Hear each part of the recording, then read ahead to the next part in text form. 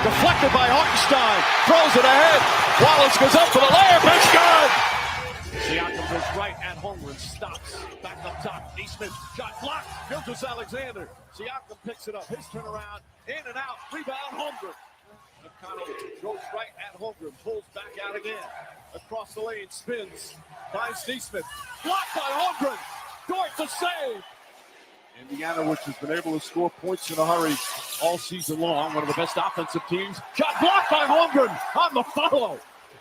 McConnell's back in the game. He was the spark in the third. Drives inside. Blocked by Holmgren once again. The Thunder have taken the NBA by storm. For the first time, the NBA champion resides in Oklahoma City. The storybook season is complete.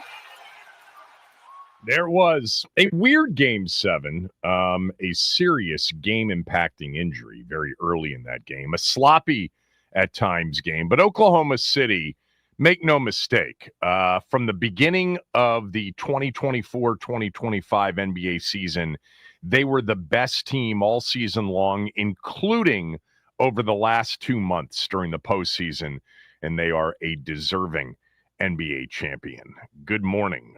If you're wondering, and I'm sure you weren't until I mentioned this, until I decided to mention this because I just saw it right before the show started, the Wizards are the longest of long shots in 2025-2026 to win the NBA title, 500-1.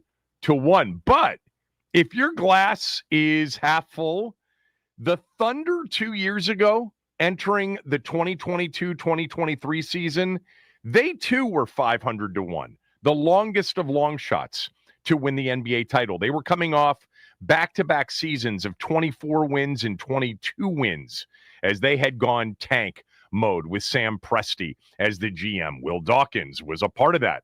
He is currently the Wizards general manager, if you did not know. But the Thunder just 2 years ago, before the 2022-2023 season, were listed as the longest of long shots at 500-1. They won 40 games that year. Of course, last year, they were a significant threat entering the postseason, and here they are as NBA champions. So you never know. You never know. The Wizards are doing it the right way. There are no guarantees, but literally 2 years after having the longest odds to win the NBA title, the Thunder are NBA champions. All right, I'm going to recap last night's Game 7 in a few minutes because we also have to talk about the devastating injury to Tyrese Halliburton early in that game. But I want to take 2 minutes to talk about the passing of Federal Express founder Fred Smith over the weekend. Sympathies out to his family. Arthur Smith, of course, is the offensive coordinator in Pittsburgh. There are son-in-laws, there are daughter-in-laws, and some of those people are very familiar with this team and this area, and my sympathies out to all of them. A great entrepreneur, for sure, with a great story. If you've never read the FedEx story, it includes, this story told once by Fred Smith that in the company's early days, it was one of those situations where this entrepreneurial startup, which, had significant funding at this point, but was down to the last $5,000 to $10,000. They couldn't fuel planes. They couldn't make payroll.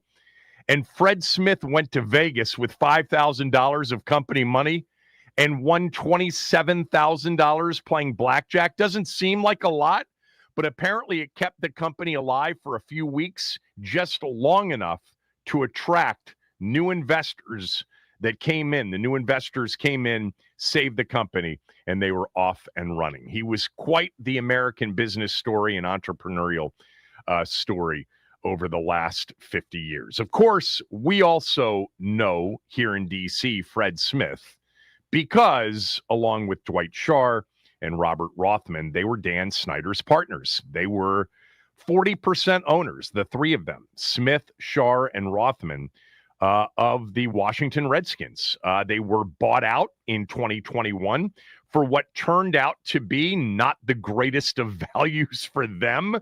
The three of them at the time owned 40.5% of the team. They sold their stake at a valuation of roughly $2.4 billion. Of course, the team would sell 2 years later for just over $6 billion.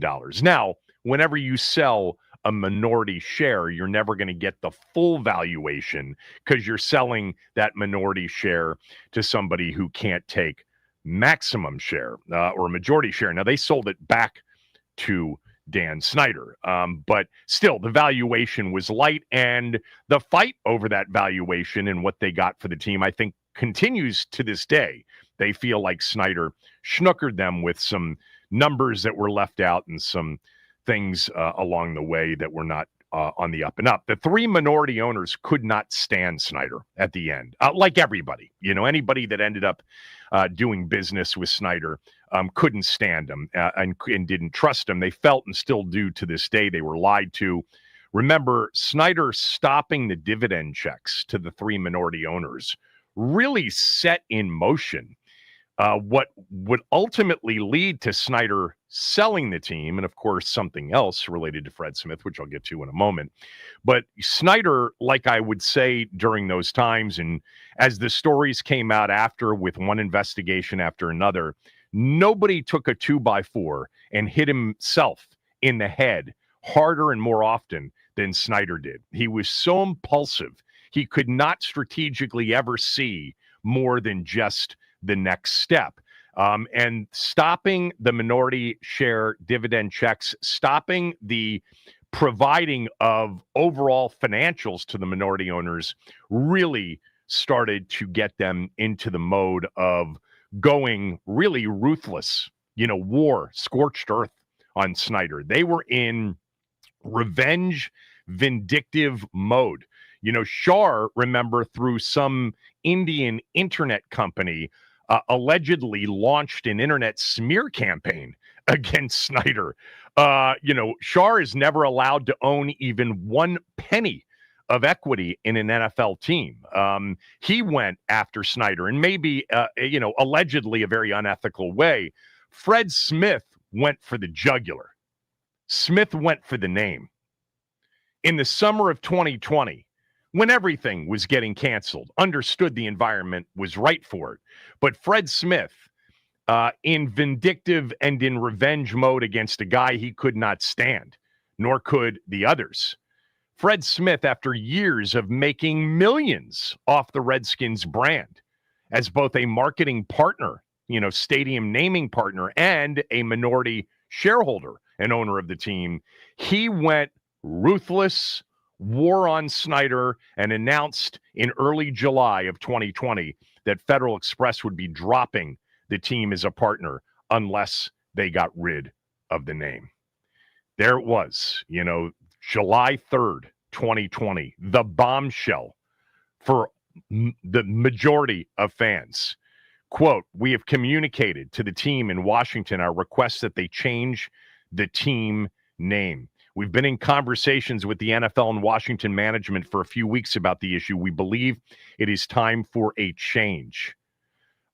They claimed in the moment it was growing pressure from investors who opposed the team name. But Fred Smith had always pushed back on all of that, as had everybody else, because everybody knew what the real deal was. The real deal was Native Americans themselves. It was a very complicated issue. They overwhelmingly in polls did not think the same way that non-natives thought, or some non-natives thought, that this was an insensitive, racist name, regardless of, yes, it is dictionary defined that way. So Smith went for the jugular, and he forced Washington in that moment to change the team name. The team was starting to hurt a lot from the years of ineptitude, the years of incompetence, the years of treating not only their own people poorly, but their customer base very poorly. And Snyder succumbed. Fred Smith did that. And I would suggest even to this day that he didn't all of a sudden become virtuous. It was more vindictive. And look, Snyder is the reason that these three minority shareholders were angry and pissed. They had been lied to. They had it with him. But it's all on Snyder for creating that environment where Fred Smith felt like, yeah, really? No dividend checks? Bad numbers? Okay, Look at what I'm going to do now because the environment's actually right for us to do this, and I can get away with it. Yeah, so the summer of 2020 gave him the chance to do something that I think, look, it's complicated, no doubt, and the relationship between the minority owners and Snyder at the time was very, very bad. And Snyder brought all this on himself. He's the one to blame. I'm not blaming Fred Smith, but he was ultimately in that moment, I think, more vindictive and more revengeful in mode than all of a sudden, oh, it just occurred to me after all of these years. It's a racist name. We need to get rid of it. And there you go. And here we are today. By the way, something a little bit later on in the show about uniforms. I guess there was a lot about the spear, the arrow, the feather helmet last week. I saw a lot of it last night when I was getting ready for today's show. So I do, I've known a lot about the uniform situation as I shared with you, last fall. And I'll just update that coming up on the show today. But rest in peace, Fred Smith, one hell of an entrepreneur for sure. And look, those three minority shareholders were on some level very important in starting the process that led to all of the investigations. And I give the Post a lot of credit for sure. That story in July of 2020, when it went from, the first 16 to eventually 40 some women, all of those women that came forward, everybody had a hand in ultimately starting that process of forcing Dan Snyder to sell the team. But man, what a couple of years. Anyway, Fred Smith, rest in peace, dead at the age of 80 years old. All right, the NBA Finals last night. Wow, man, I was so pumped up for this game. I did not bet the game. I didn't like the game. I think I mentioned this on Friday. I just felt like anything could happen. Indiana had proved, over the first 6 games that they were more than capable of winning Game 7. And I thought they had a chance going into Game 7 last night. I did. I didn't know what would happen. I knew this. Oklahoma City and their defense carried them throughout the year, carried them in the postseason. And if they played at that elite defensive level, they were going to be tough to beat at home. But at the same time, the Pacers are just much better coached, especially on offense. And they had so many different options offensively. And of course, the Halliburton injury discussion sort of took a back seat after he had a really solid Game 6. Now, he only had to play 23 minutes in that game. But I thought heading into last night, anything was possible. I did not bet the game. I had so many people reach out to me to say, who do you like? I'm like, I don't like anybody. Denton, sent me a text right before the show. He said, I'm not sure I did the right thing, but I just laid this 6.5 with Oklahoma City. And I'm like, I don't know if you did the right thing or not. I'm sitting this one out. I'm just going to enjoy it. And I was really hoping for a competitive game. The problem with this series is that you didn't have anything in terms of a dramatic, compelling finish except for Game 1, which came out of nowhere. And it was stunning, no doubt. It was stunning in Game 1. But yeah, after that, 16-point win, 9-point win, 7-point margin of victory, 11, 17, and then last night, 12. I was just hoping for something memorable at the end. And we didn't get that. We didn't get that at all. It was, a game in which it really turned early with the injury to Tyrese Halliburton. Look, we talked about calf strains last week. They are not shoulder strains. They're not ankle, injuries. They're not, there are a lot of injuries that you're like, yeah, you got to give it a go. You got to get out there. But we talked about this. Calf strains, especially if they're on the more serious side, what is potentially the result of playing on it, which is why almost every player that ever has a calf strain sits for games, plural, is that a torn Achilles, a ruptured Achilles is possible. That's what comes next. And that's what you saw, man. It was so obvious in the moment. Anybody that's ever done it, I have not, but I've been on, pickup basketball courts as recently as 4 or 5 years ago where you hear the pop. It happens with older guys, obviously, more so than with younger guys, but we've seen it, just the proliferation of Achilles injuries in the last few years. And I know there's a lot that's been written about that and, why it's happened more and more, but you knew it. And it was such a shame because, Tyrese Halliburton can be hot and cold, man. He can come out and in a lot of these games, we've seen him come out and not do much. And it sort of carries throughout the game. But when he starts quickly, he has a chance to make a massive impact as a very good player, a star player, just not a superstar in my opinion, but a star player. And he hit 3 threes to start the game. And it was like, uh-oh. I mean, I really did think the way Indiana started and the way Halliburton started in particular, I'm like, Indiana can definitely win this game. And I'll tell you what, when he left the game, I still thought Indiana could hang in there and could have a chance because McConnell had played so well throughout the postseason, so well. And he played really well last night. Now, you saw it when a lot more is expected of him, because you're not just a role player, but now you're taking over starters' minutes. He's a bit of a turnover machine, which really hurt them last night. It was defensive forced mostly. But we'll never know what would have happened had Halliburton played, but it wouldn't have been an easy, they had at one point a 22-point lead. It would not have been an easy win for Oklahoma City. It's a shame, really, really a shame because Halliburton had one of those games, and if you've watched him all postseason long, when he starts well, he usually has a big-time game. When he starts slowly, sometimes you're like, where is he? Like, what happened to Halliburton tonight? We saw 4 or 5 of those games during the postseason. But when he started quickly like last night, and some of those threes were bombs. And look, they on the play in which he got hurt, that was a strong closeout because they didn't want him to get another one off. And then he was into playmaking mode, but that thing popped. And, we'll find out, how serious the tear or the rupture is. And, that can be an 8-month plus injury, of course, as everybody understands. But there's no way you can say that didn't impact last night's game. At the very least, Indiana is much more competitive in the game and has a chance throughout. And you can say that they had a chance even down 10 with 3 minutes to go, when they were, cut 22 down to 10. Now, Oklahoma City.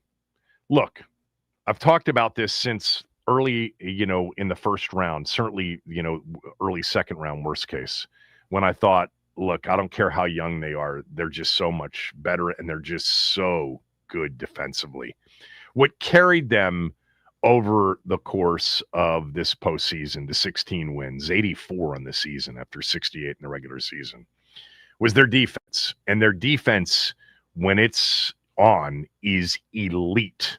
All-time elite.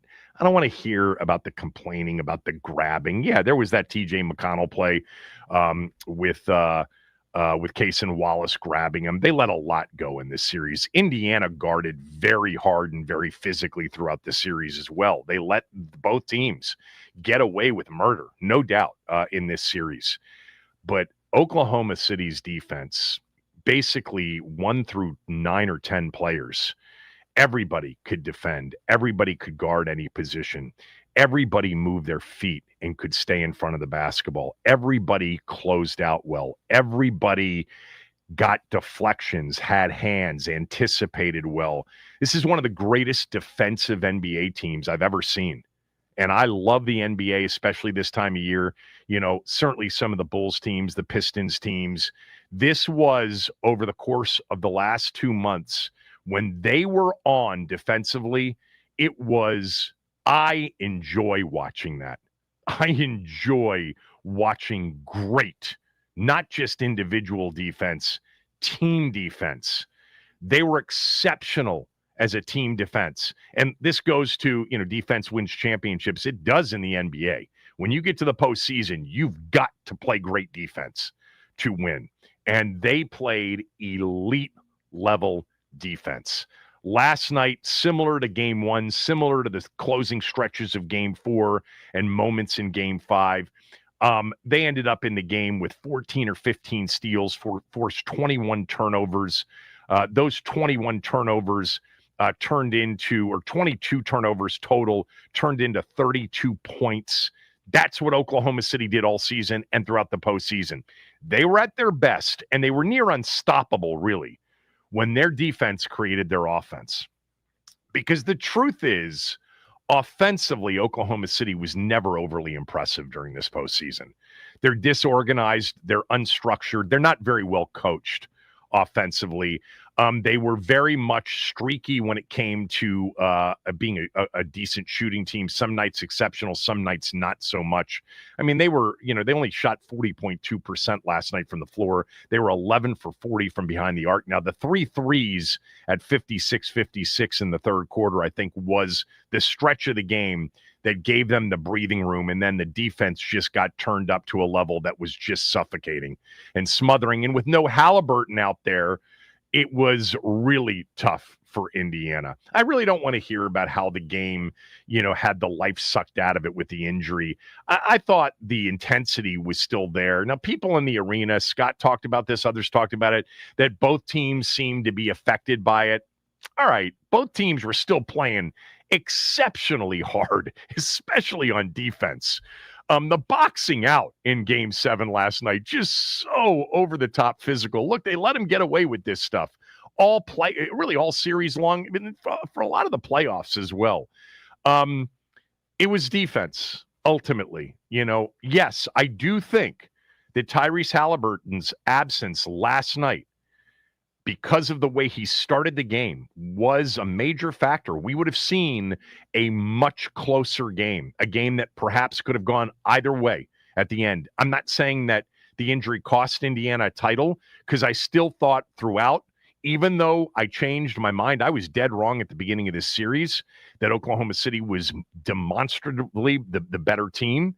I mean, odds makers were obviously wrong as well. They were the 5th largest favorite in the history of the NBA Finals. Indiana proved and deserved to be in this thing and to have a chance to win it. But I still felt like even throughout, Oklahoma City would win this thing, in 7. Once we got through Game 3, I'm like, this thing's going 7. And I still liked Oklahoma City to win it because I think defense ultimately wins. And Indiana's defense was great too throughout. But last night, the key was Oklahoma City's defense. Halliburton injury also, no doubt. But the way they turned up that defense in the third quarter, and they turned Indiana over, and they picked off balls, and they turned it into all of those points. That's where they're great, because I'll tell you what, man, they're painful at times to watch offensively in the half court. They're not very well structured. They are completely at times disorganized. I actually like what they do coming out of timeouts. It's like the only time they call set plays. But they just don't make defense work, the defense work hard enough. It is way too stagnant. It's not, Knicks, Jalen Brunson, or James Harden style or Doncic style ISO ball exclusively. It isn't. And SGA is a wonderful playmaker. I mean, he had 12 assists last night to go with his 29 points. I did not think it was a great game for SGA. He was 8 for 27. He forced a lot of shots. And they, as a team, took a lot of bad shots and a lot of quick shots, with the big lead. I'm not impressed with Oklahoma City in this series in particular against a well-coached team with the way they run offense. It ain't pretty, and it wasn't last night, but their defense is overwhelming. I mean, it's just too much to deal with, in hopes of winning 4 out of 7 if they're going to defend the way they defended. And they're a great defensive team. How about Chet Holmgren last night? The block shots. He had 5 block shots. He must have altered another 4 or 5, at the rim. When he puts on another 20, 25 pounds, hopefully, you can just see the talent level. It sucked. Halliburton got hurt. It really did, because I think we were headed towards something that would have been memorable. I still think Oklahoma City's defense probably would have won the day or the night, but we were, kind of thieved out of one competitive game since Game 1. because Halliburton got off to a great start. Siakam was outstanding in the first half, did not have a good third quarter, but the defense was a big factor. Without Halliburton in the game, they could really focus on Siakam. Siakam's been a big part, as big a part as Halliburton as to why they were in a Game 7 in the NBA Finals. Lou Dort's defense, good God. I think the best team won the NBA title. You usually see that in best of sevens, in basketball in particular. But Indiana was something else. And, well, there will be a lot of questions as to whether or not Tyrese Halliburton, for the betterment of his career, should have played. After that calf strain was diagnosed, he shouldn't have played maybe in Game 6. We knew this was possible. They had to know it was possible. But, man, I don't know. Game 7 of the NBA Finals, you're going to tell a guy, especially when he had such a Game 6, to sit? Come on. That's not happening. These are the biggest stages. There is some risk that, the player obviously wants to take, and the team has to be in some of these situations, willing to allow the player to take. The franchise, this is what you're playing for. You're playing for a title. Two excellent teams, defensively in particular for Oklahoma City. A good series, not a memorable series, because there just weren't memorable. The most memorable moment was the injury in Game 7. By the way, the people that are comparing it to the Kevin Durant injury in 2019 when Toronto was up 3-1 in that series. Toronto was clearly the better team in that series. Of course, it ended any hope of a comeback in that series with no KD, but that's not comparable to this series, which was dead even. And in a Game 7 with this guy getting off early, hitting 3 deep threes to give them an early lead going down, this will certainly be remembered. Look, real quickly, actually, I'll come back with this, and we can open up phone lines at 301-230-0980, 301-230-0980. Your reaction to Oklahoma City winning the NBA Finals. Were they the best team? Would Indiana have won the game had Tyrese Halliburton stayed upright and not been injured last night? But I have some thoughts, too, on the season Shai Gilgeous-Alexander had. He became just the fourth player to win the scoring title, the league MVP, and the finals MVP with the title. But he's far different than the three that preceded him. We'll get to that next. Phone lines open, 301-230-0980. It's the Kevin Sheehan Show on the Team 980 and the Team980.com.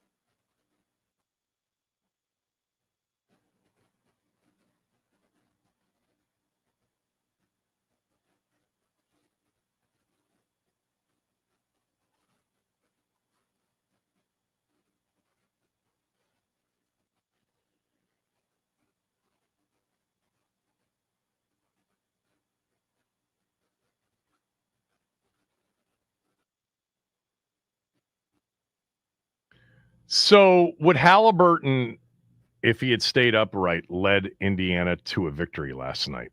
Are the Pacers champs if he doesn't get hurt? Any other reaction you have? 301-230-0980, 301-230-0980. Phone lines are open for the NBA Finals. So I did want to just talk quickly about Shai Gilgeous-Alexander. I'm a fan, have been. I like the way he plays. I like him. Very tons of humility. Total team player. They have a very mature group, Oklahoma City does. And I know a lot of people are talking about, this being the youngest team since the 77 Trailblazers to win a title. And they've got 13 first-round picks over the next 7 years. And their best players are all, 26 or younger. Is this going to start a run? I would just suggest this. They've got to get better offensively in the half court. They just are not smooth enough as a half-court offensive team. I don't know what the coaching staff does well and doesn't do well in terms of the individuals. They may have to add somebody to Dagnall's staff that can really help them offensively. They're just too stagnant and just too disorganized offensively as a half-court team. Hell, they don't even have a good press break offense. I mean, I've never seen a team struggle to get the ball in bounds against pressure more than Oklahoma City did in this series. When they use the big, occasionally last night they used Holmgren or Hartenstein. That's the answer. They just didn't seem to realize that was the answer enough of the time. They've got to be better offensively. They got to be better coached offensively for me to commit to them being great. But defensively, this was an all-time group, man. It says it statistically and otherwise, and just watching it, the eye test, this was a relentless, bearing, suffocating, swarming defensive basketball team individually and as team defenders. They were just outstanding. And defense still ultimately can win you championships, and it did for Oklahoma City, that's for sure. But on Shai Gilgeous-Alexander, so there's a lot of discussion, this morning about him already having a Hall of Fame, locked up. And he probably does. I mean, there's only one league MVP that isn't in the Hall of Fame, and that's Derrick Rose because of the injuries that came after his MVP season. And SGA's career already dwarfs Derrick Rose's. He became last night just the fourth player in NBA history to win MVP during the league season, Finals MVP, and a scoring title, and play for a championship in the same season. Kareem did it once, Jordan did it 4 times, and Shaq was the last entrant into that group until now. Pretty damn impressive. He averaged 30 points a game for the postseason, 84 games during the entire season. You're talking about guys like Wilt and Rick Barry and Elgin Baylor and McAdoo, Jordan and Jabbar, and Kareem are on that list. There's a lot that goes into SGA's game, and I do like SGA. There's so much I like about him. I love the old school nature of his game. I think he needs to be helped out by a better offensive coaching staff, and I think that he could really thrive even more. He was 8 of 27 last night. It was not a great game. He took some terrible shots in the game last night. Terrible shots. The ball stuck way too much. Against double teams, it stuck. He also made some incredible passes by collapsing the defense. He had 12 assists, in the game. He became just the last, I think it was Worthy was the last Game 7 player to go for 20 and 10, at least 20 and 10. So there's so much I like about him, but he's not in the conversation with, Jordan and Kareem and Shaq, the other 3 players that did this. I wouldn't even say right now Shai Gilgeous-Alexander is the best player in the NBA. I think he deserved the MVP award based on an incredible season. But I'd take Jokic over him in a heartbeat. A heartbeat. I'd take a healthy Giannis over him. He's great. I mean, he's all first-team NBA. Great. He's one of the best 3 to 5 players in the game. There's no doubt. And by the way, that streak continues. Taking the 2014 Spurs and Tim Duncan may not have been a top 5 player. There was that argument from our guy Aveen, which was a legitimate argument. But I'll stick with since 2004 now, no NBA champion has had a group of players without a player that you could legitimately debate is a top 5 player in the game. And the streak continues since 2004 in the Pistons. I really like SGA. I just think that there's more maturity left to come. I'll tell you one thing, he'll do it on both ends. And he creates, forget the complaints that you hear from Pacers fans or people that every great player pushes off. Every great player, has the gather steps, etc. He's really crafty in creating space. I like watching him. I love the way he shoots his jump shot, where he keeps that form perfect, shoots it at the apex, even when he's falling away. He's a really, really good player. He's a superstar, and he is, he's on his way to the Hall of Fame. But there are players in today's game that I would take over him. Definitely. All right, 301-230-0980. Simple question. Do you think the Pacers win last night if Tyrese Halliburton doesn't get hurt, given the start that he had to the game? Also, anything else that you want to add to the NBA Finals, which are now over? 301-230-0980. Max, I haven't asked you. I know you've been into this series. What did you think overall? Do you think that the Pacers win with Halliburton upright? Listen, he was firing. He was off to a hot start, and like you said, once he gets hot, like there's really no telling what he can do. So throughout the game, I definitely think that there's a really good chance that it would have come down to the wire had Halliburton, not been injured. But the Pacers, like they kept themselves in it pretty much to halftime, and then that's really when OKC put their foot on the gas, and just Chet Holmgren was incredible with all those blocks. Even Shea was flying around. He had a couple in there too. The turnovers were massive for Oklahoma City, and they really showed why they were or deserved to be crowned as NBA champion. Yeah, they were a deserving champion. There Very is much. no doubt. It's a shame that we couldn't see Indiana at full strength in Game 7. Agreed. Because, look, Halliburton's had some of those games where you've known from the beginning, we got bad Halliburton tonight. We got non-existent Halliburton tonight. And that was not last night.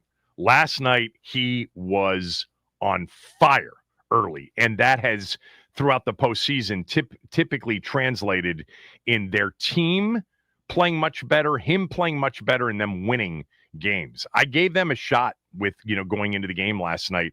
I actually gave him a shot to hang in there even without him, but that got away from him in the third quarter. All right, 301-230-0980. Phone lines are open if you want to weigh in. Let's start with Kenny. Kenny, go ahead. What's up, Kev? Hey, Kenny, what's that happening, man? Ain't too much, man. I thought it was an extremely entertaining series. It was refreshing to see two new teams, small market teams, just ball out. So I really enjoyed the series. I'm wondering how Siakam is feeling right now. He won one championship because of an injury with Kevin Durant, and now he lost possibly a championship with Halliburton's injury. But ultimately, what I wanted to ask you is about the process, so to speak. With Philly, tanking, the process didn't work. But Sam Presti over the years has got some people's opinion, not enough criticism for tanking, and then he's been praised for tanking. I'm kind of confused about all of that. But did the process work for OKC? Is what I wanted to ask you.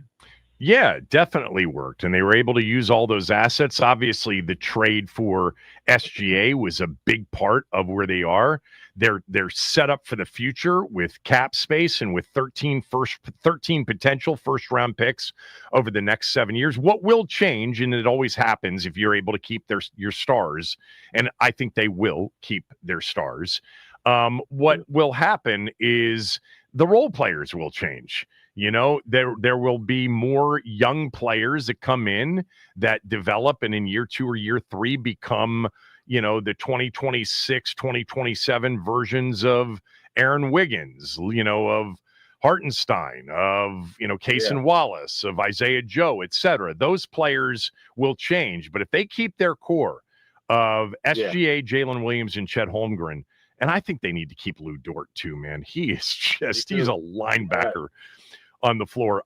But they're going to be in the mix. But the West, remember, is loaded. And, we had the Kevin Durant trade yesterday to Houston. Right. In the short term, I think that gives Houston the offense they need to actually compete with OKC in next year's postseason. But the NBA's gotten weird, man.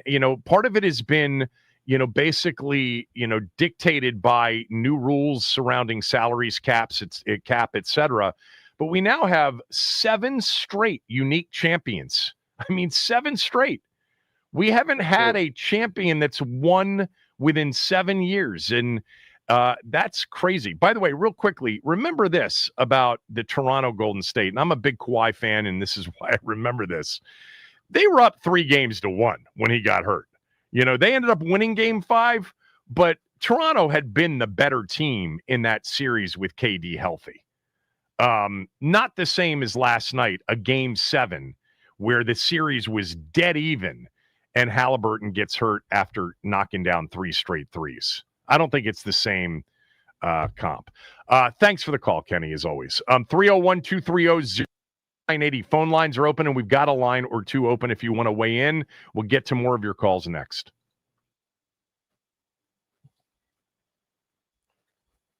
All right, last night, the Oklahoma City Thunder defeated the Indiana Pacers in Game 7 by a score of 103-91. Tyrese Halliburton went down with what appeared to be an Achilles injury midway through the first quarter. The Pacers kept their foot on the gas all the way to halftime, and then the Thunder came out swinging. 18 points off turnovers, outscoring the Pacers 34-20, and that was all she wrote. The Oklahoma City Thunder are your NBA champions, and surprise, surprise, Shai Gilgeous-Alexander wins Finals MVP. The Thunder are the second youngest team in the second youngest NBA champion in the last 70 years, and they become the 4th team in NBA history to record 84 wins in a season. Over the weekend, LSU wins the College World Series over Coastal Carolina with a 2-game sweep, LSU's second title in 3 years. Kevin Durant was traded to the Houston Rockets in exchange for Jalen Green, Dylan Brooks, the number 10 pick, and 5 second-round picks. The Nats, they fall to the Dodgers yesterday 13-7. The game got so out of hand that Kike Hernandez came out to pitch for the Dodgers in the 9th. Nathaniel Lowe with the lone home run for the Nats. They continue their West Coast road trip tonight, and will take on the Padres. First pitch at 9:40, and Nats on deck with Charlie and Dave at 9:10. This update is sponsored by the Team 980 YouTube page. Just open the app, type in the Team 980, hit subscribe. Kevin Sheehan is live from 10 to 1, and Craig Hoffman from 4 to 7. Don't forget to like the stream and turn on notifications to stay up to date on all things DC sports, and that is what's trending.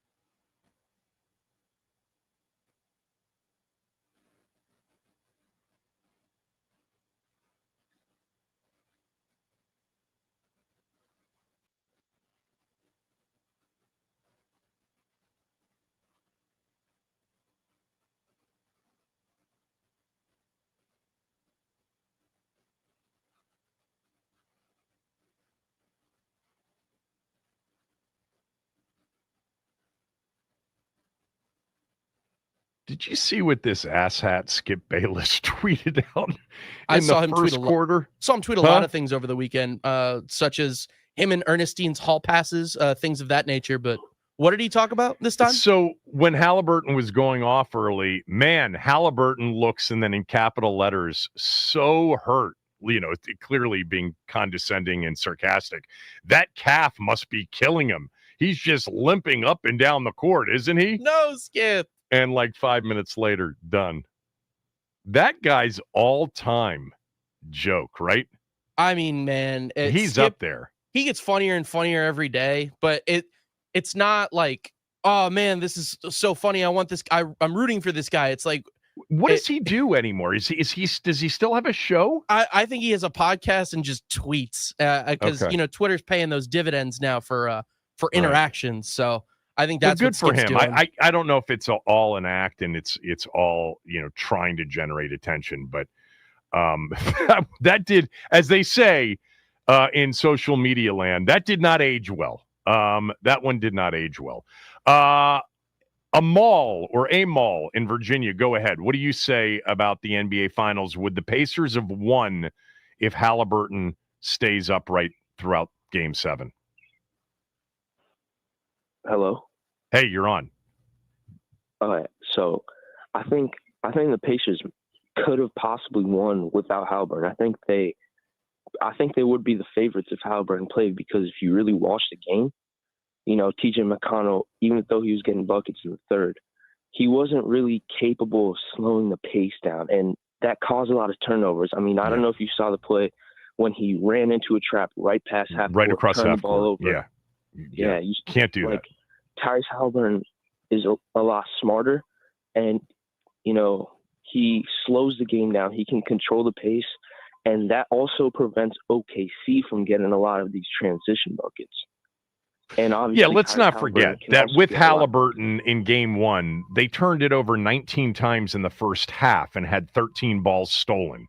In the comeback in Game 4, it was OKC's defense, with Halliburton healthy. Halliburton struggled against their defense at times too, but I'm with you. As much as I totally respect the incredible play at times and effort and competitiveness of TJ McConnell, that play where he dribbled, anybody that knows basketball, you can't dribble across half court, especially on the sideline where you're boxed in not only by defenders, but, defender number 3 and 4, the half court line and the sideline.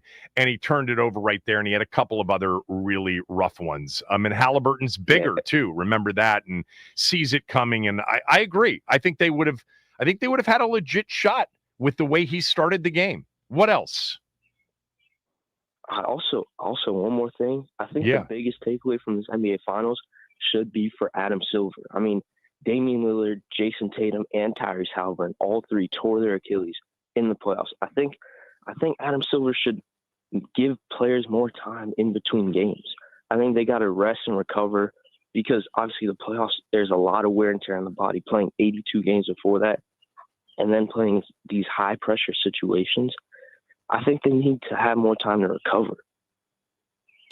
Yeah, I mean, the NBA Finals, they space out the games more, and even early on in the playoffs. I mean, look, there is a lot, and I've read a lot, especially, from some of these internet doctors on why the rise over the last 5 to 7, 8 years of Achilles injuries in particular. There's so many theories on it. We're in the era of load management. We're in the era of, players getting the rest they need during the regular season. But you are correct. When this playoff grind starts in late April, and it's a 2-month, run, the level of play is so different from the regular season. It's completely different. You're playing you're not playing all 48 minutes, but the 48 minutes are competitive defensively from the start. We saw a series until the last 2 games where 2 teams were full court pressing the entire game in this series. It is physically, there were moments in this series. I'll tell you, you want to look at a series where 2 teams were just out of gas, was the Denver OKC series. The Knicks Pacers series was such a physical grind. And yeah, I don't know what you can do. The question of Halliburton playing or not playing, it's so hard. It's game 6, game 7, and he played well in game 6. But there was no doubt once you saw calf strain, anybody that pays attention to sports knew there's risk with this injury of it becoming really bad, catastrophically bad, like out the next 9 months bad. And that appears to be what happened. Kurt in Hagerstown. Kurt, go ahead. Kev, thanks for taking my call, man. Yeah, sure, Kurt. You're definitely probably going to disagree with me on this one, but, I watch a lot of basketball, 43 years. My dad, he's about to be, about 73, 74, and we talk about every game, every year. We have the greatest conversations about sports, and we both agree, man, these are the 2 worst teams in the NBA Finals I've seen in a long time, man. Really? I have to go back to, I think this team would have beat the New Jersey Nets with Kerry Kittles and that squad, the team that the Lakers obliterated back in the early 2000s. And I know the numbers, everything doesn't look right, but I'm going by the eye test. The age, the physicality, the coaching, how important every possession is. When you watch the older games, I know it's hard to look at it and say, okay, these kids jump out of the gym nowadays, the talent, the speed, the strength, everybody's bigger, stronger, faster. But when you step in the ring, you know this, and people know this as a boxer, when you get into it, and this finals was a perfect example. Everybody had Golden State destroying Indiana, most people. A lot of people were like in 5 and whatnot. Oklahoma City, they were a great team, but I don't see it. I don't see it. Tell me what team you think this championship team would be in past decades, man. And I'd love to hear that discussion. Well, I actually was thinking as this series was going on, would Oklahoma City have beaten a healthy Boston? And I don't know that they would have. I disagree with you because I think what we saw in Oklahoma City in particular was one of the best defensive teams for me. And like you, I've watched all of this over the years. That was as high energy, high motor, relentless, swarming, suffocating, elite team level, elite individual defense, 1 through 8, 1 through 9 on their roster. There wasn't one guy that you could go after. And so from that standpoint, were they chasing Reggie Miller around the Davis twins? No, but they were chasing. But the Pacers weren't a team with a true, legitimate superstar or a pair of them. They had 2 really good players, star players in Siakam and Halliburton. But what they did have is they had a great team and they were well coached offensively. That ball moved with Indiana offensively. They made Oklahoma City work. Team. I think that Indiana Pacers team is better than both teams that played last night. I think Wait, Mark say that Jackson again. Which team's better than both the teams?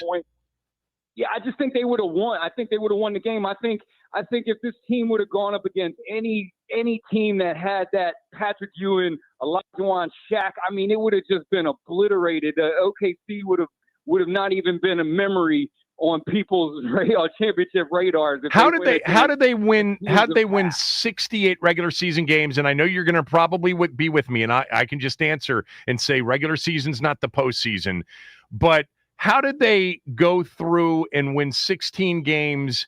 If you want to say the West was weak, that's... I want to say AAU basketball over the past 30 years is the reason why. You only have a few teams that really play team defense. You only have a few teams that really have a whole roster where every single guy knows their role. Why do you think TJ or who that guy McCollum and Caruso, they look like studs? I mean, if you look at their plus minus or their stat, they looked awesome. And it's because they got defined roles. And when you go back in the history of the game, you see that on these teams. The 90s Pistons, you had guys coming off the bench that just completely pounded on people. You had guys that just knew their role, and they came out and they did it to perfection, just like a couple of the little role players do on OKC and Indiana. I mean, I really think the future may change my mind because I look at them as a really, really infant championship team. We'll agree to disagree. You're bringing up some teams that are the teams that I would say, since, the bad boy Pistons, since, defensively. But that team was not only excellent from a skill standpoint defensively, they were well coached defensively, and they were highly energized and competitive almost every night. And look, if you watch these playoffs, and I know you did, there were some incredible defensive teams in this postseason. The Rockets were outstanding. Really good basketball, man. What? Really good basketball. I appreciate it. I like the defense, and I love the way these guys play, and I'm hoping the game kind of changes. I hope other teams see. I know the Wizards are looking that way in the future. I know it seems far off, but this is how you got to build. You got to build teams. Yeah, I agree. Specific roles. I got to run because I'm going over, but it's a really good call. I think Oklahoma City would have perhaps struggled against a lot of the teams that you mentioned, but in part because of the inexperience. I also think they just were not well coached offensively, and that has to change if a true dynastic run with this big three of Jalen Williams, SGA, and Holmgren is going to win championships, plural. They're just not great offensively. That's got to change. Defensively, though, all-time team, especially when you consider how young they are. All right, we'll change subjects. Have a lot to get to, including some uniform news. That's next.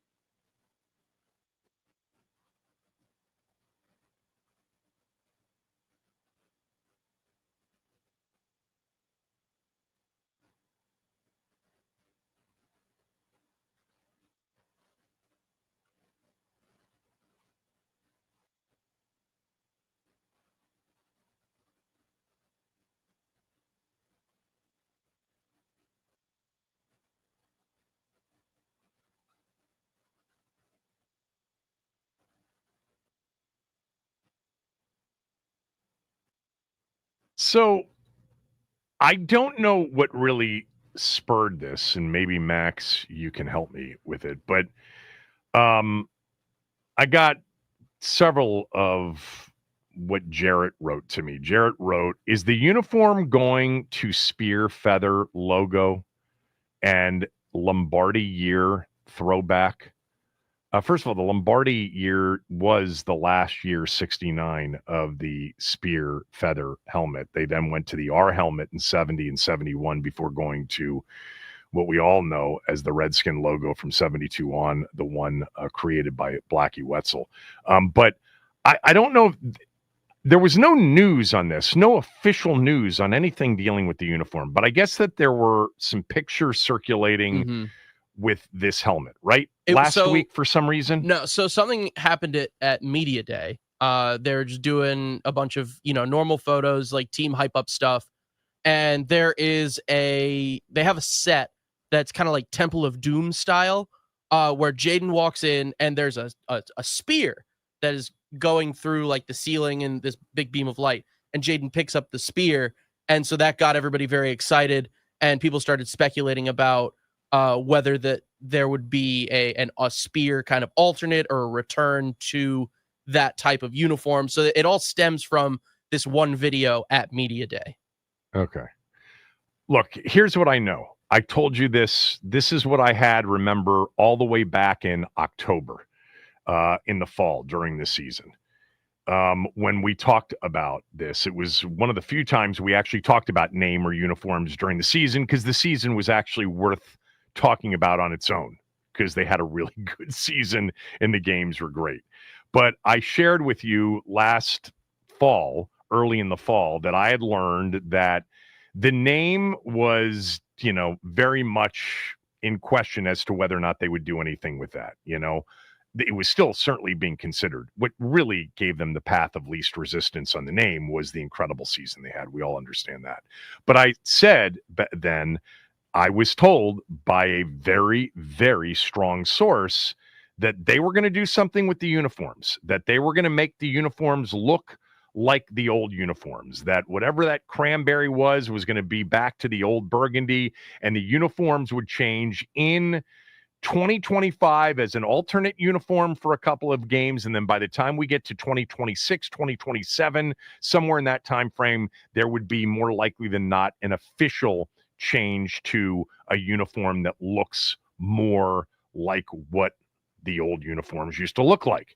You guys are bigger uniform nerds than me.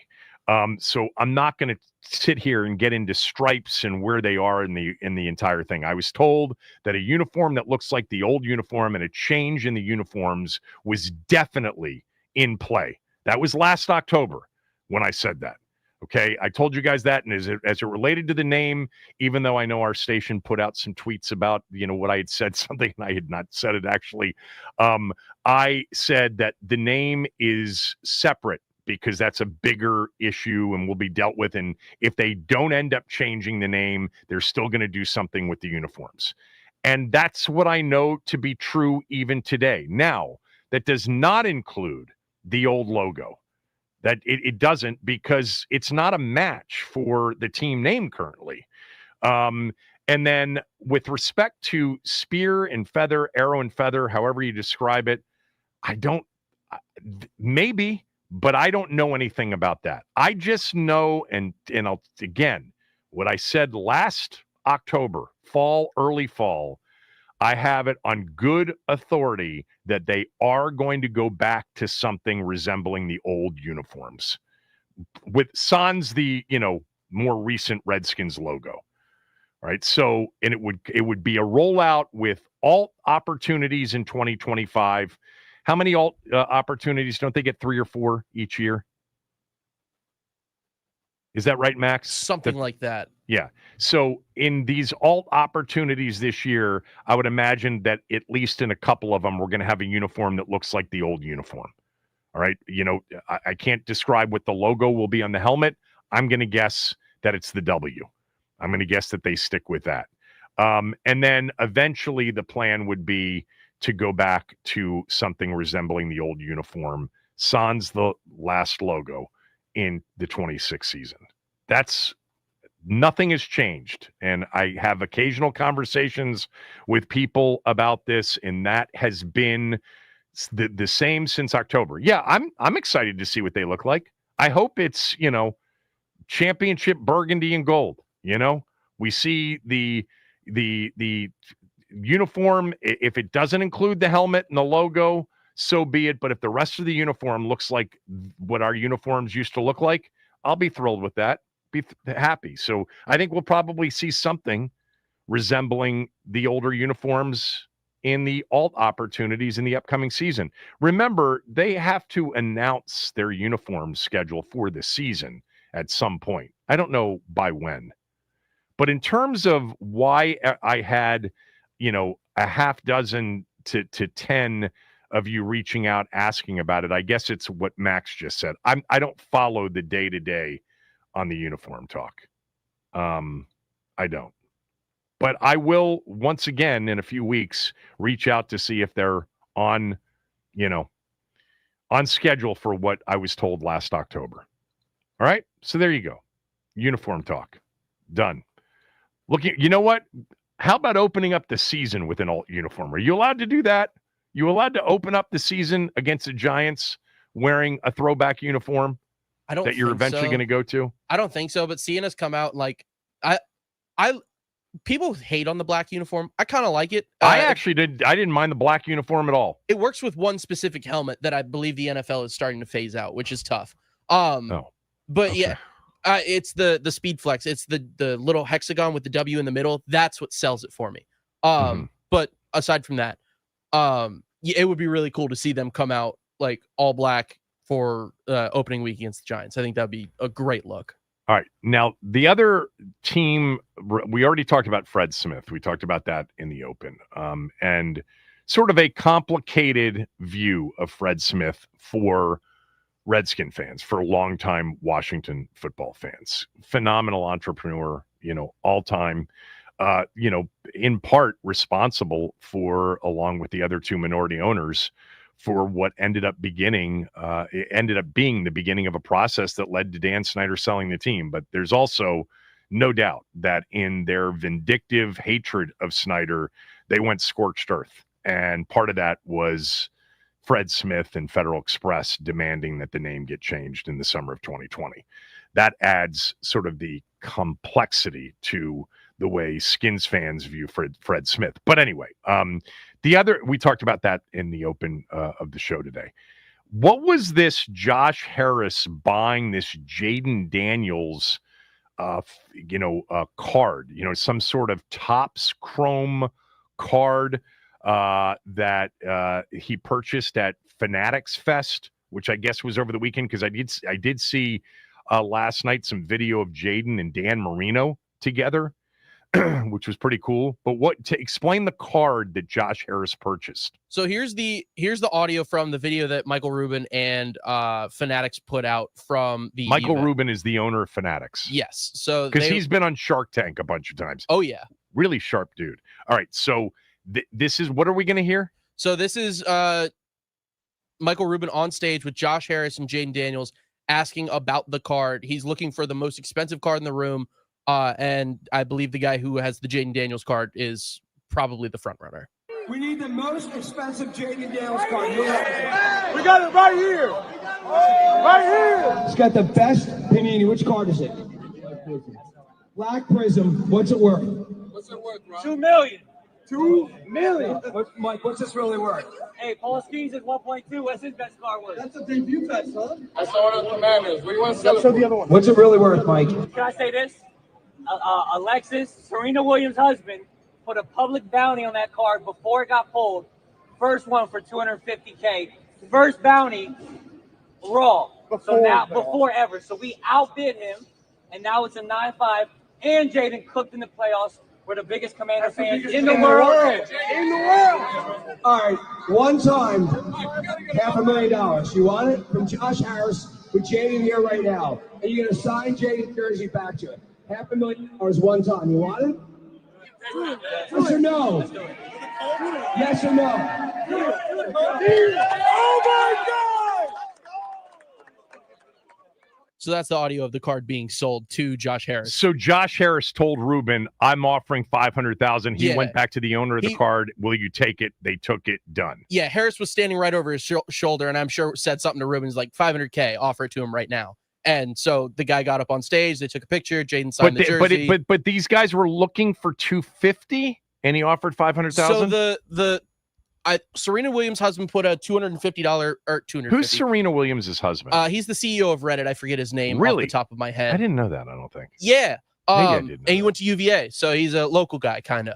But he put out a bounty of $250,000 for the card, and I guess these guys outbid him. So I'm guessing that they paid, let's just say $300K for it. So then they flipped it and sold it to Josh for $500. So a little $200,000 profit. You meet Jaden Daniels, you get a signed jersey, and you get the whole photo op. I think that's well worth it. And this card is literally only one is made. Yeah, that's why it's so valuable. So from Fanatics Collect, so the Washington Commanders owner Josh Harris bought Jaden Daniels Prism Black Finite 1/1 for $500,000. So it is a 1/1 card and is the most expensive Jaden Daniels card sale ever. It's obviously a rookie card. Yes. There's no other card for him. Correct.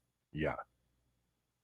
I'm reading something about grading services. The card received a 9.5. Is that just the condition of the card? Pretty much, yeah. If you anywhere between like a 9.5 and a 10 is like damn near perfect. Okay. Anything lower than that, like still, if you got a 9 card, like you got a pretty good card. Immediately, I'm curious. Does Josh Harris literally just pull out a checkbook, or does he just get wiring instructions and wire them $500,000 and then they turn the card over? I think. Do you have any idea how that transaction's completed? And then what is Josh Harris going to do with the card? So I'm not 100% sure on like how the transaction was completed. I'm sure I don't know if he had his checkbook on him, but I'm sure he got the guy's info, gave him all that. But they plan on it's going to be a business write-off. They're going to display it at Northwest Stadium. They're going to display it? Yeah, is that an exciting display? A display? It's going to be. It's something cool to look at. It is something pass by and be like, is it worth $500,000? $500,000? When you see it, you'll see $500,000 right there in front of you. Mm-hmm. Okay. All right. I mean, is that something that you think our fans are like really impressed that Josh Harris did? I mean, or does he now have to do it with, Samerstill's card too? I was driving give up $50K for that or whatever it'd be worth. Well, so I was driving into work today, and Eric Bickle had quite the take on the Junkies this morning that I'm probably going to borrow. If Josh Harris is spending $500,000 willy-nilly on a Jaden Daniels card, surely they can afford to pay Terry McLaurin a few extra $1 million, right? Yeah, but this is a marketing expense. It's probably absolutely. It's a little bit different. They can afford to pay Terry, of course they can. Of course. But the issue is, like we talked about, this is the most expensive player investment they're going to make, or it will make, since they bought the team. All right. I mean, honestly, just me, not a big collector of anything. I'm very much a minimalist. People walk into my home. My wife is sort of the same way, and it's like, you basically have a silver bowl with like a green apple in it. We're just minimalists at the highest level. I do have a big box up in my attic with a bunch of stuff in it, including, and I've not opened it, football cards that I was given during the Super Bowl back in '91, and I think they're rookie cards. I've looked into it. I don't think there would be anything worth a significant amount of money, even if it was in there. But I just don't collect stuff. This is so not interesting to me. And I know it's big business. Trust me. I know it is. There's no chance that I would go out of my way to see the card on display at Northwest Field. But for those that will, good job, Josh. Good job. $500,000 for a card. Okay. It's 1/1. Yeah. It's 1/1. Unmoved. You are unmoved. The least moved anyone's ever been about this issue. Honestly, I'm interested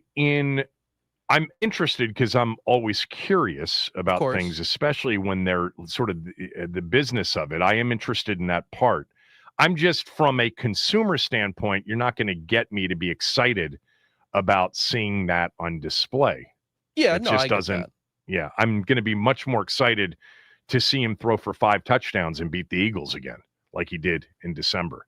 Fair. All right, when we come back, I had Logan Paulson on the show last week on my podcast. I played some of that for you on Friday. I'm going to play the rest of it for you when we come back. He talks about the defense and what this team can be if it's much better defensively. You'll hear that next. Kevin Sheehan Show, the Team 980 and the team980.com.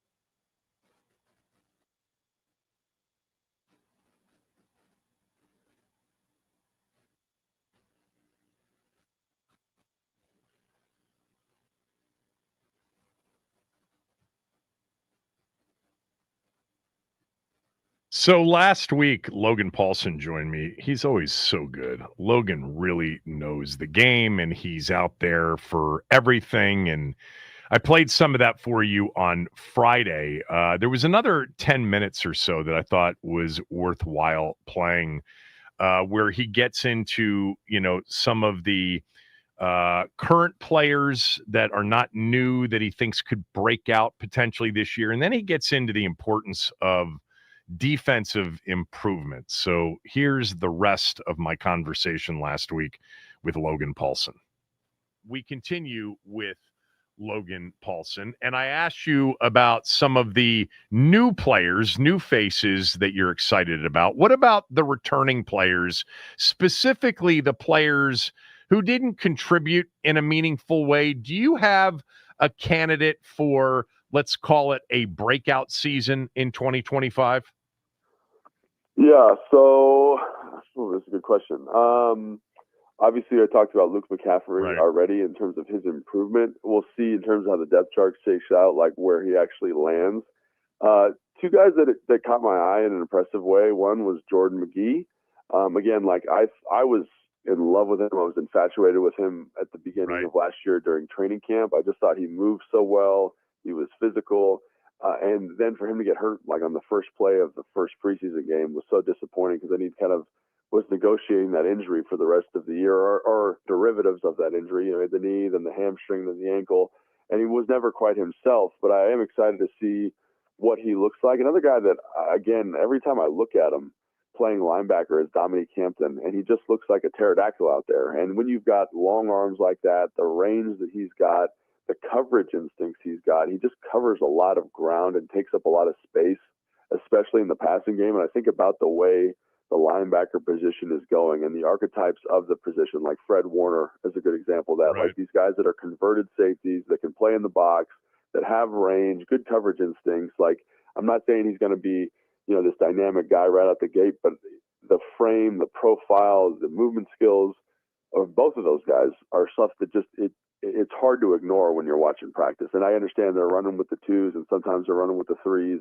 but those are guys that I really am excited about. And I think, given the fact that they're being mentored by a guy who's going to be in the Hall of Fame and Bobby Wagner, like hopefully some of that gold jacket rubs off on them and they figure some stuff out and become really solid pros moving forward. By the way, speaking of sort of the blending of those positions, safety and linebacker, which of the two is Kane Medrano, the rookie from UCLA? Oh, my. Yeah, man, he's a fun guy to watch move around on the field. Like I think he definitely has more of kind of that big nickel to his game than like true in the box linebacker. But I think that was one of the enigmas about watching him at UCLA is like, I think his true home is kind of that star big nickel spot, where you're kind of matching up and covering a lot of ground in space. But he did play in the box and he did even some work on the edge, like setting an edge as a stand-up outside linebacker. So he definitely, to me, the movement skills seem to fit in the safety box more. But man, he's a fun guy to watch. Like his ball awareness is very high. His coverage instincts, his movement skills are great. Like there's a play that I was just thinking about while you were asking about it, where he's on the field with Dominique Hampton, and they're just able to cover so much ground because of their movement skills and because of their athleticism. Now they're not in pads; they haven't had to tackle anybody yet, and that's a big part of the position. But those two guys, I think, will be really interesting. And I don't want to be adding this fodder to off-season hype for people, but I get excited about big athletes that move well because of the potential that they bring to the spot. And so we'll see how the training camp looks for both those guys, but I'm definitely going to keep an eye on them in training camp, and hopefully they can carve out a role because that would be really exciting to get athletes like that on the field. So last year they actually contended for a Super Bowl. They were 60 minutes away from it without a great defense. My contention is if they're not improved significantly on defense, it's going to be hard to get back to where they were last year. So I would ask you, do you have expectations that this defense will be improved? And if so, why? Yeah, I think that's a really good question, actually. And I do think they are going to be significantly better. And it's mostly because of the stuff we talked about earlier with Daron Payne, Kinlaw, Drazon Newton, Goldman, Dietrich Wise, Cleveland Farrell being back. I think what they did is they went out and they found people to make this team better on first down. I think when you look at last year, the big struggle, in my opinion, was how this team handled first down runs specifically. And they're getting into, second and sixes, second and fives, because the running efficiency for the opposition team was so high. So you've gotten better on first down, and you didn't just get better. I think you found guys that are like specialty pitchers in baseball a little bit. Like Goldman is a true shade nose player, and there aren't a lot of those guys in the NFL. And you get a guy that has that kind of athletic profile. Now, he's not going to, play 60 snaps for you, but if he can come out on 20 and do his thing, which is split double teams, keep linebackers clean, make you a little bit more efficient in terms of stopping the run on first down, add in Dietrich Wise, his size, his ability to rush the passer inside, outside, I think is going to be really a nice kind of, again, add-on feature there. And then if you get Kinlaw going in the right direction, man, like he is an explosive dude who can really be disruptive. I think, again, those additions in the front, I think, make Bobby Wagner better. I think they make it easier for him to do what he does well, which is mirror the running back, fit gaps, make tackles, right? And then if you're better on first down, now we can get into some of the exotic stuff that Joe Wood Jr. wanted to do. And if you go back and watch that first Tampa Bay game, man, like they had some really fun pressure packages lined up. They had some really cool kind of fire zone pressures, man pressures, cross dogs, different things to create pressure. And so I'm very confident that if you can get into more second and long, third and long situations, Joe Wood Jr. can get into his bag more. So I just look at the additions that they've made on that defensive line, and everyone's got to stay healthy, obviously. But I think that puts them in a better position to be who they want to be on second and third and long. They've added some good coverage pieces to the back end. We already talked about Trey Amos. Love Mikey Sanders still in the slot.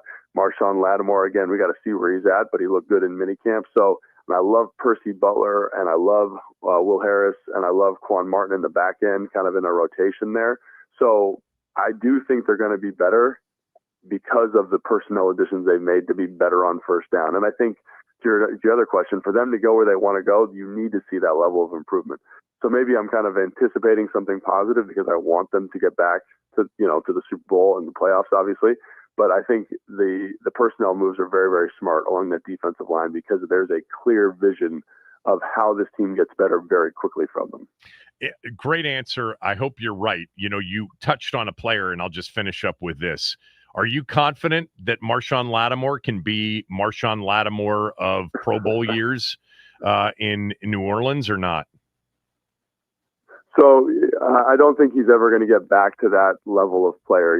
Time waits for no man. But what I am confident in is that Joe Wood Jr. is going to be able to maximize what he does, right, and not put him in these binds the way he had to be in at some points last year in terms of learning a new system, coming off a short week, in terms of getting healthy. Remember, the hamstring thing was always kind of omnipresent throughout the year. So I think I have. Let me say this: I have faith in Joe Wood Jr. I have faith in that defensive staff to find the best version of Marshawn Lattimore. And even though that might not be the guy that was dominating the league a couple of years ago, I think he's still a pretty damn good football player. So that's where my optimism comes, is in the staff. Like a good coaching staff, man, can make it always elevates players. And I think that's what we're going to see here. That's an interesting answer, because they didn't make that trade to have a player that got coached up to a level that was really good. They made that trade in hopes that they were snagging a Pro Bowl corner. Well, what I would say to that is, like, this is just my personal opinion, and maybe that's why this sounds weird, is because I think a Pro Bowl corner is it's such a fugazi. It's like not a real thing. Like, right. Obviously there's Pat Surtain, but even if you look at Sauce Gardner as an example, like he had a down year last year. And he might have gone to the Pro Bowl, but like when I watched his film, like I don't know if he deserved that. So what I am saying is I think you've got a good player, an instinctive football player, a tough football player, a guy with good ball skills, right? And is competitive at the catch point, is going to not shy away from any matchups.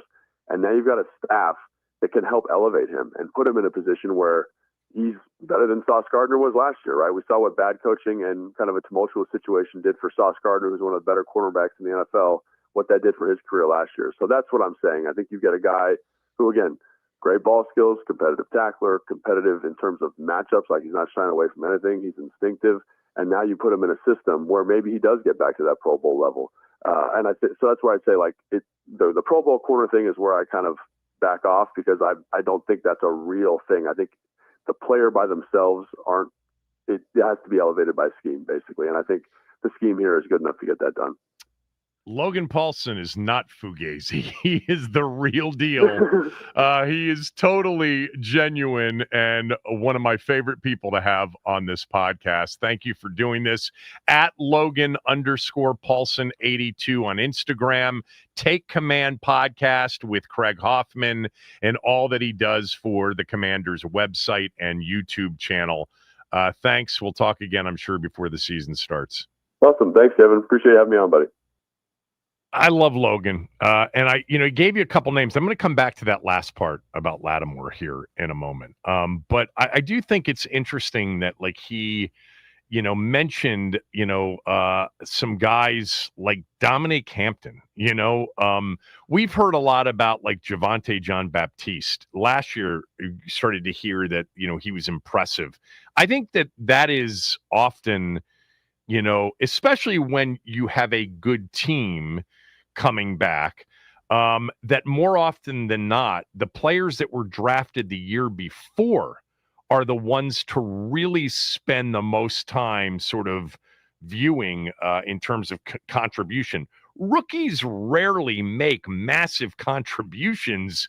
A lot of times first rounders, second rounders don't even do it. Last year, they obviously had some really good rookie contributions all time from the quarterback. Really good contribution from Mikey Sanders still as well. I think, the Luke McCaffreys, the John Baptistes, the Hamptons, somebody, the Johnny Newton for sure, the Ben Sinnott for sure, that somebody's going to step up and end up being a guy that we're talking about all season long as being a guy that is a major contributor to whatever they're doing, which would, at this point seem to be, a good season in the making, as long as the quarterback stays healthy. But I thought that answer about Marshawn Lattimore from Logan Paulsen was an interesting one. I'm not even sure he recognized it when he said it, but I'm going to play that for you when we come back, and we're going to talk about that for just a bit. His thought on what Marshawn Lattimore can be moving forward. I don't think it's exactly what they wanted when they traded for him. Kevin Sheehan Show, the Team 980, the team980.com. Don't forget, you can watch the show on our YouTube channel, the 980 YouTube channel. When you get there, hit the subscribe button and hit the like button, please.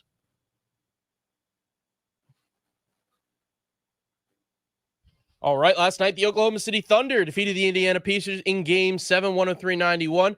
Tyrese Halliburton goes down with what appeared to be an Achilles injury midway through the first quarter.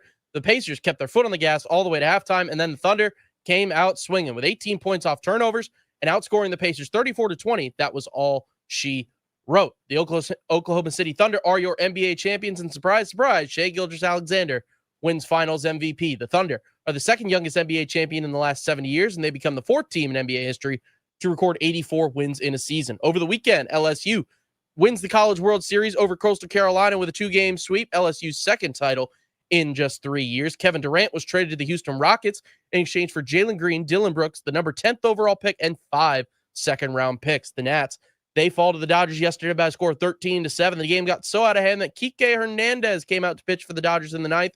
Nathaniel Lowe with the lone home run for the Nats. They continue their West Coast road trip tonight, and will take on the Padres.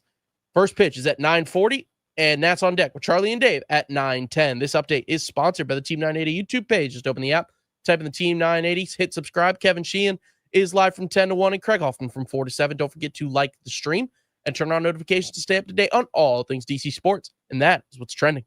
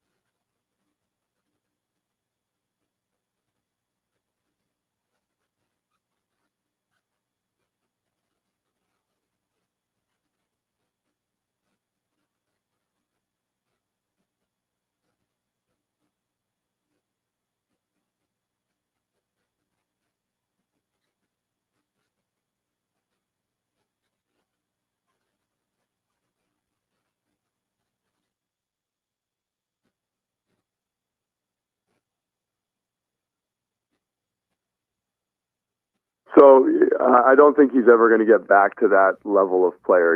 Time waits for no man. But what I am confident in is that Joe Witt Jr. is going to be able to maximize what he does, right, and not put him in these binds the way he had to be in at some points last year in terms of learning a new system, coming off a short week, in terms of getting healthy. Remember, the hamstring thing was always kind of omnipresent throughout the year.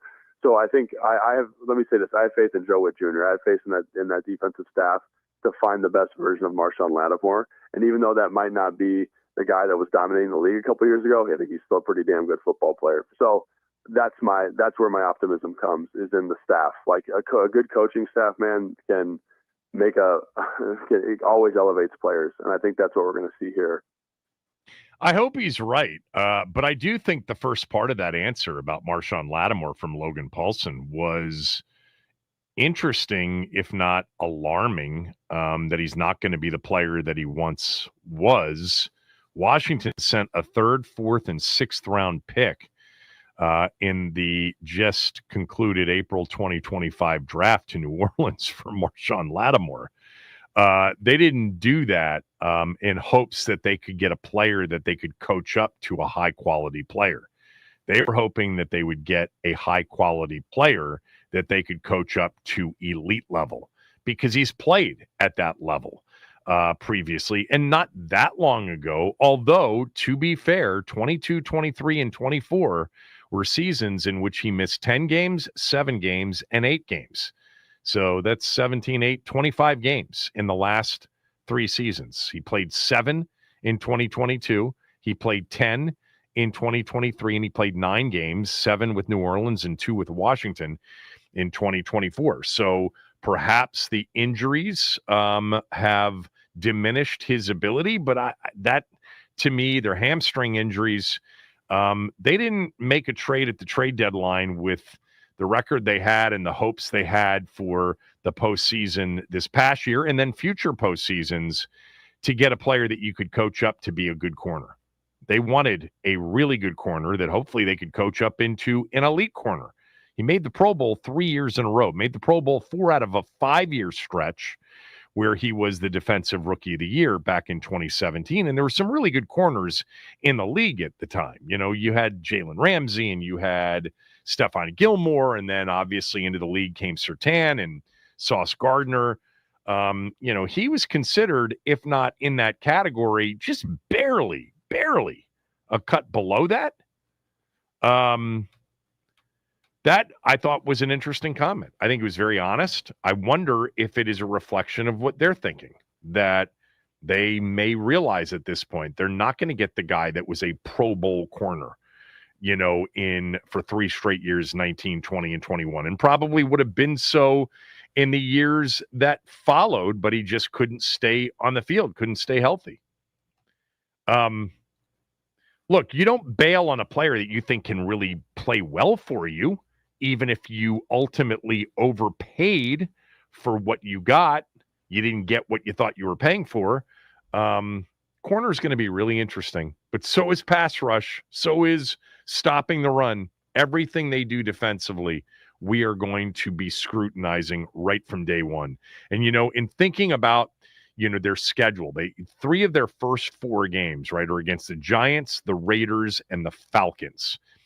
They've got the Packers in that, week 2 short week Thursday night game on Amazon Prime at Lambeau. And you're going to get Jordan Love and you're going to get, Josh Jacobs and a very capable offensive team.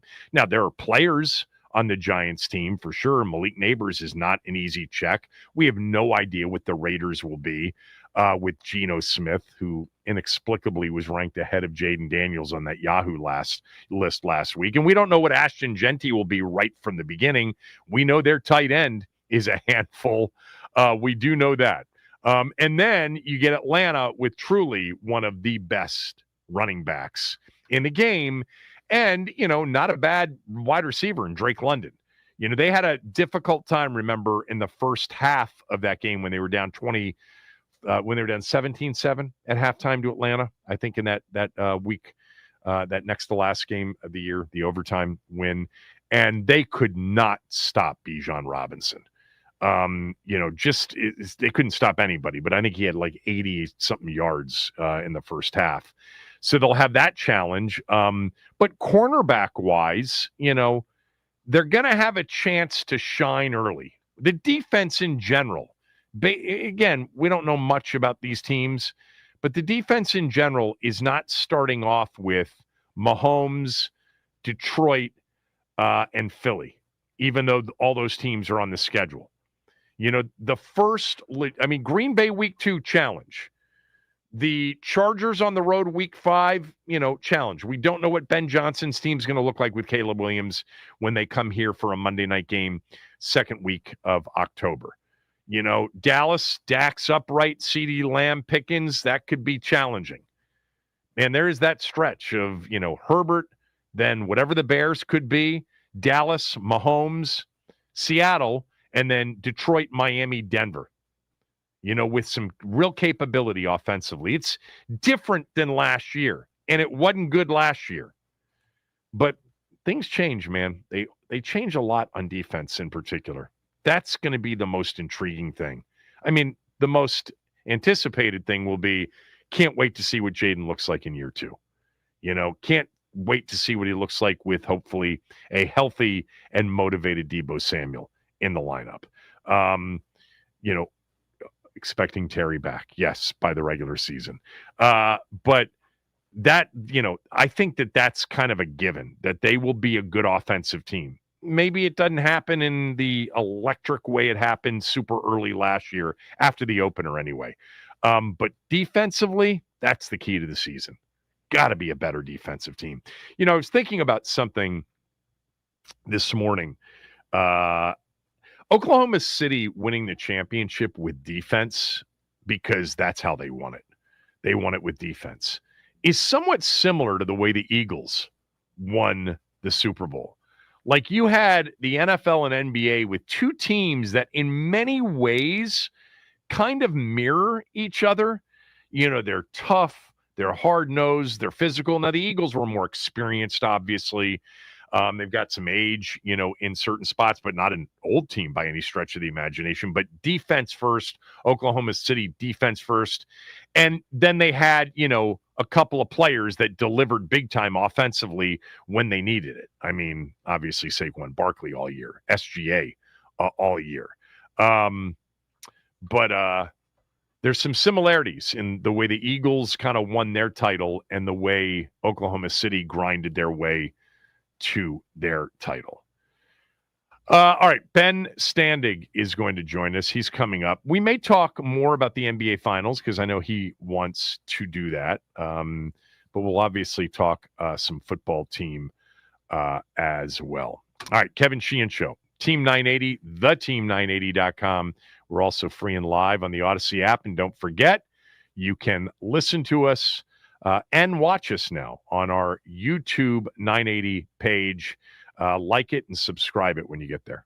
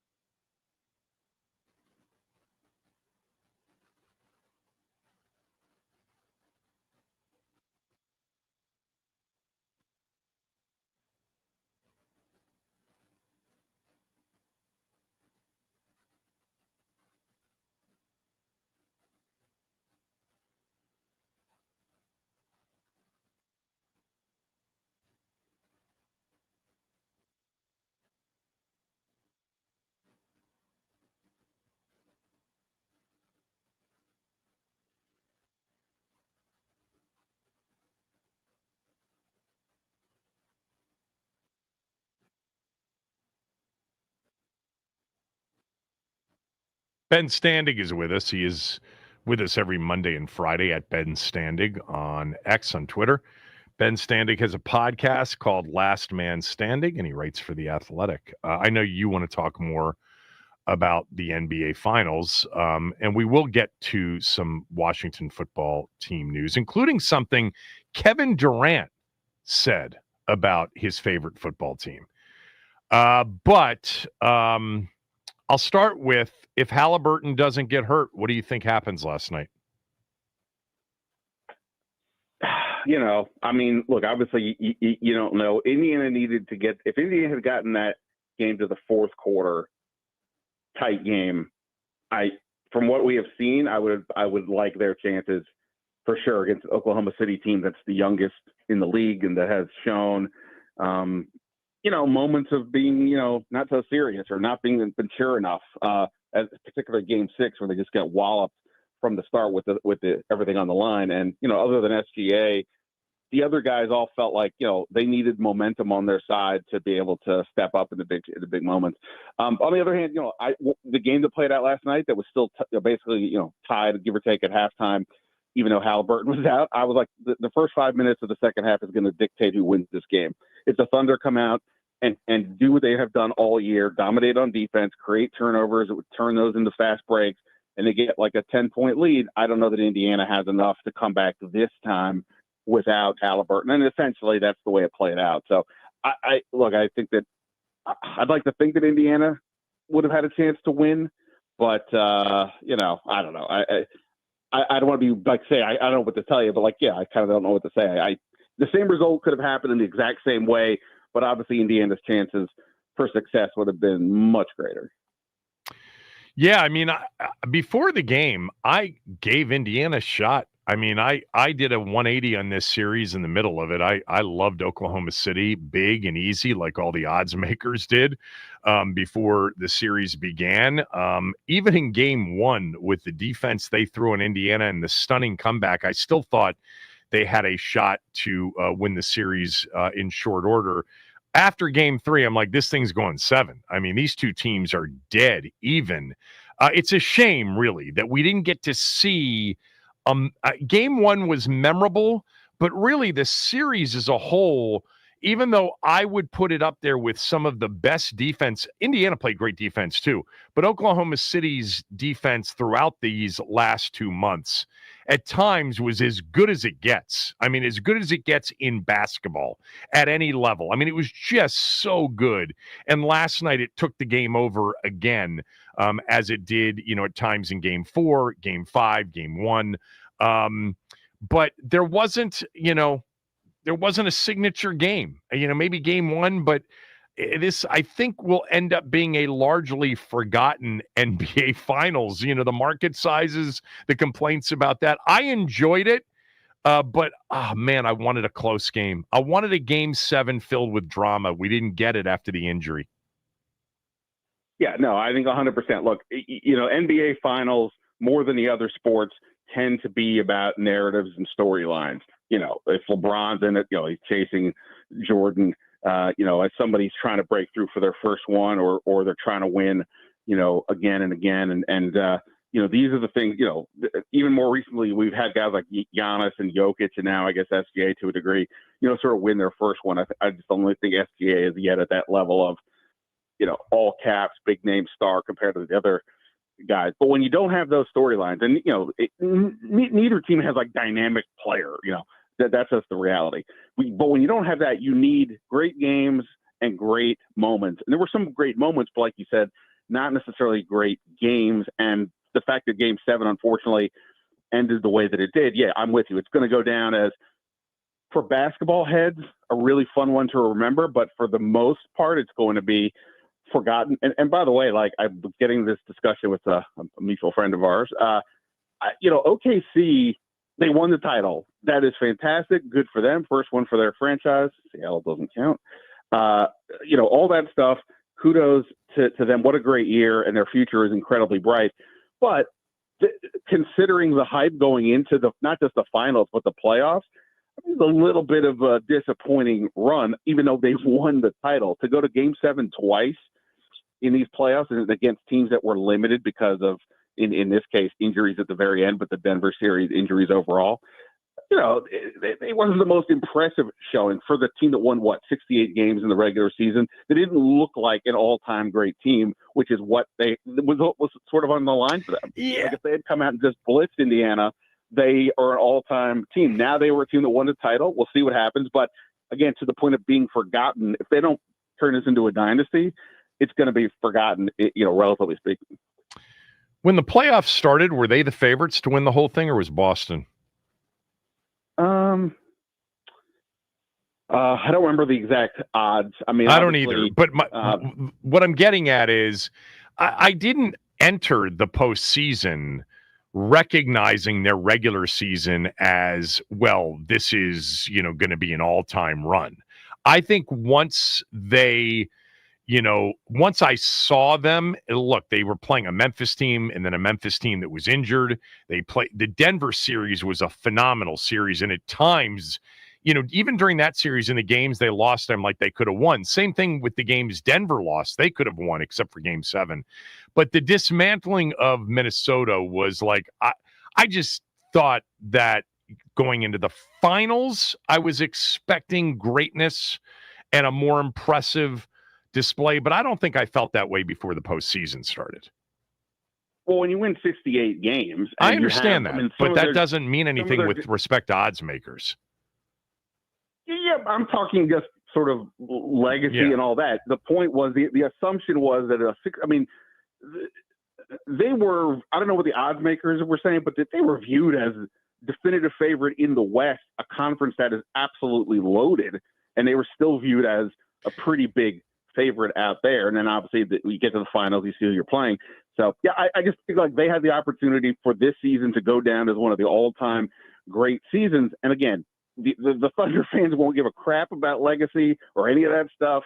But in terms of, like you're saying, with the series as a whole, in terms of being memorable, it wasn't. This title wasn't. Now again, if this is the start of a dynasty and they win 3 out of 4 titles in 3 and 4 years, okay, well then it'll be looked at as the start. But for now, the way they couldn't put Indiana away is hurts the legacy a little bit.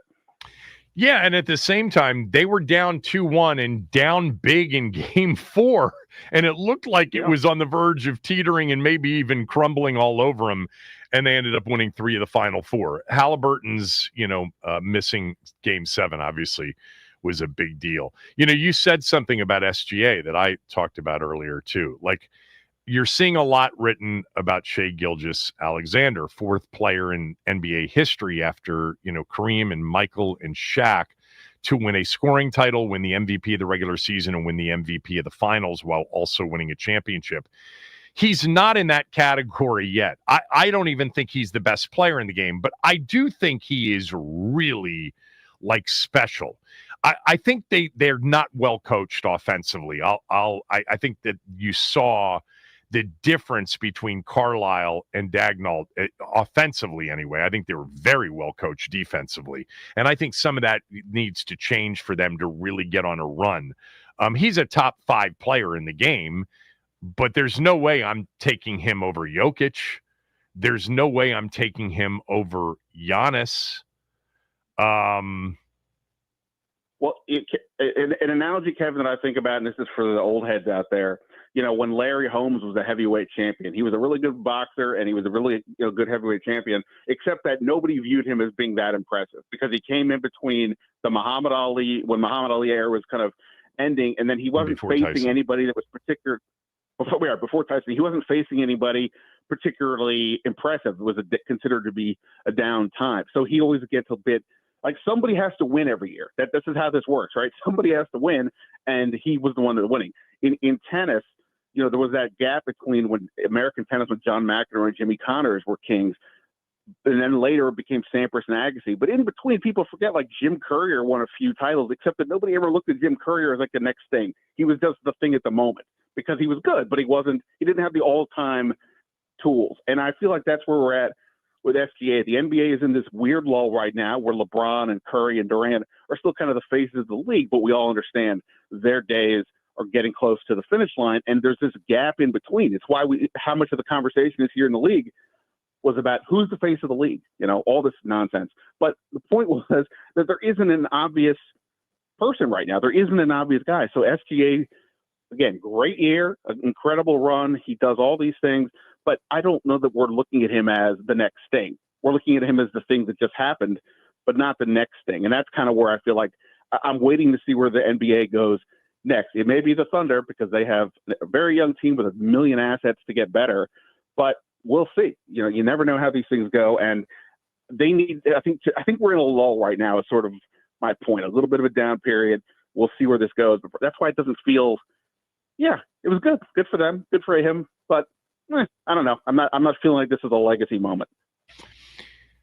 Yeah, but I think that it could come. I think he's that talented. I by the way, love his game, and I love him. I think he would benefit from, more structure offensively this time of year, especially. And yet, the numbers were incredible, although he was 8 of 27 last night, and he took some horrendous shots last night in the game. It's a weird period in general. The fact that we've had 7 consecutive champions, and they're all unique in 7 consecutive years. That's crazy. We've never had that before. With Toronto, Lakers, Bucks, Warriors, Nuggets, Celtics, Oklahoma City. I did think in watching this series and even watching last night, I wonder what a healthy Boston would have done against Oklahoma City. I actually think they would have won a best of 7. And then we would have looked at it as, all right, Oklahoma City took that next step, actually took 2 steps, and next year will be their year or the year after. I mean, they skipped a couple of steps when we're talking about how typically NBA champions, the evolution of an NBA champion. They got there a lot faster. They're the youngest team since 77 to win the title. It's been an older player league for a while now. Yeah, no, for sure. I mean, look, I think the Celtics, they were going to lose that series to the Knicks before Tatum got hurt. And I know that Kristaps Porzingis was out, but, unfortunately he's always out. So I don't think the Celtics were getting it done this year. They just looked a little bit off, whether they didn't have the same hunger, after winning a title, who's to say. But, look, the East in the NBA was already the little brother by a mile to the West, and that was before Tatum and Lillard and Halliburton suffered these season-ending Achilles injuries that will probably cost all 3 of them, or to at least 2 of them, much of next year. And the East is going to be an absolute mess because there won't be, who knows what's going to happen. Maybe Cleveland, after winning 60 games and then stumbling in the playoffs, figure some things out. I'm not convinced of that. So we'll see how that goes. I think it's just going to continue to add to the weird time that the NBA is in. That's why it was such a bummer that Cooper Flagg didn't at least get to the East, let alone obviously landing here. But yeah, the NBA is in a very odd time right now, and OKC is positioned to do great things. Of course, the team that was the second number 2 seed was also too young, didn't have enough offense, and then yesterday they go out and get Kevin Durant. Yeah. So, even right this minute, I don't know that I'm going to say OKC is like the runaway favorite. I think Houston is going to be pretty interesting, and that doesn't even factor in, all the other teams out there that are pretty fun. So I will say this in wrapping it up, although I want to ask you about the Durant trade. These NBA playoffs, which last 2 months, night in and night out, it is entertaining. The effort, the competitive level, the defense, and we've seen in recent years teams get much more physical. We went from that era of, 79, 78 Pistons, Nets, etc. They eliminated the hand checking rule. They made the game more free flowing. And now basically you just have so many players that are almost impossible to guard no matter what they allow you to get away with. But we saw 2 months, we saw some really good basketball games, a couple of very good series. But I'll tell you what, nothing in it. I say this every single year because it's so obvious to anybody that pays attention to both. There is no greater disparity in regular season and postseason products than the NBA. The regular season is dreadful. There's no real urgency. There's no defense compared to what you see in the postseason. And then it's like they are scratching and clawing for, water in a desert for 2 months. And it's entertaining to watch, even though we didn't get, a memorable finals, even with a seventh game. You go back, some of those Knicks comebacks against the Celtics, some of those Knicks Pistons games early on were incredible. The Pacers Knicks series was insane. And then in the West, the Rockets Warriors was unbelievable for that series. Thunder Nuggets was a great series. You just had some great games, and it was a changing of the guard, no doubt. No LeBron, no Steph, moving on. Jokic got beat with a team that was thin bench-wise and got injured during their series. I think actually, and I talked to Legler about this the other day, maybe the most impressive thing about these entire playoffs, Indiana was one, okay? Two was Jokic literally almost carrying his team to an upset over OKC with no bench and with two key injuries to Porter Jr. and then to Gordon late in that series. I still think Jokic right now, if you give me, the chance to draft any player in the league, I'm drafting him first. Yeah, who would you pick? No, I would pick Jokic. I don't even have much debate over that. But you're right. The regular season, I don't know what they do to fix it. LeBron the other day made the ridiculous comment that he doesn't understand ring culture, even though he's been a massive supplier of the hype of ring culture. And because I think so much of this younger generation looks up to a guy like LeBron, the moves that he's made, I think, has signaled what matters is getting the ring. The regular season doesn't matter, right? And so when you have, other than just getting in, even seeding, it's like, all right, we'll figure it out. So when you have that mentality, I think it changes how you perform. The fact that OKC was basically a college age team is why I think they played hard all the time, because they're too young to know better, sort of. But in general, the regular season has been diminished because it has been such an emphasis on just getting the ring. And, that's just how American sports are to a degree, but North American sports, but it has gotten, I think, progressively more that way in the NBA the last few years. Yeah, it is. And at the same time, wouldn't Indiana have loved Game 7 at home last night? Although they weren't anywhere near 68 wins. All right. The one thing that I was concerned about, God, the ESPN pregame, that whole thing is just a train wreck that finally is over. We won't have to watch Stephen A. In a pregame or a halftime setting anymore. Scott, by the way, and I know he has been one of my closest friends for 30 plus years, but what he does with Legler and his interviews is phenomenal. It's the best thing that, that we watched in the finals.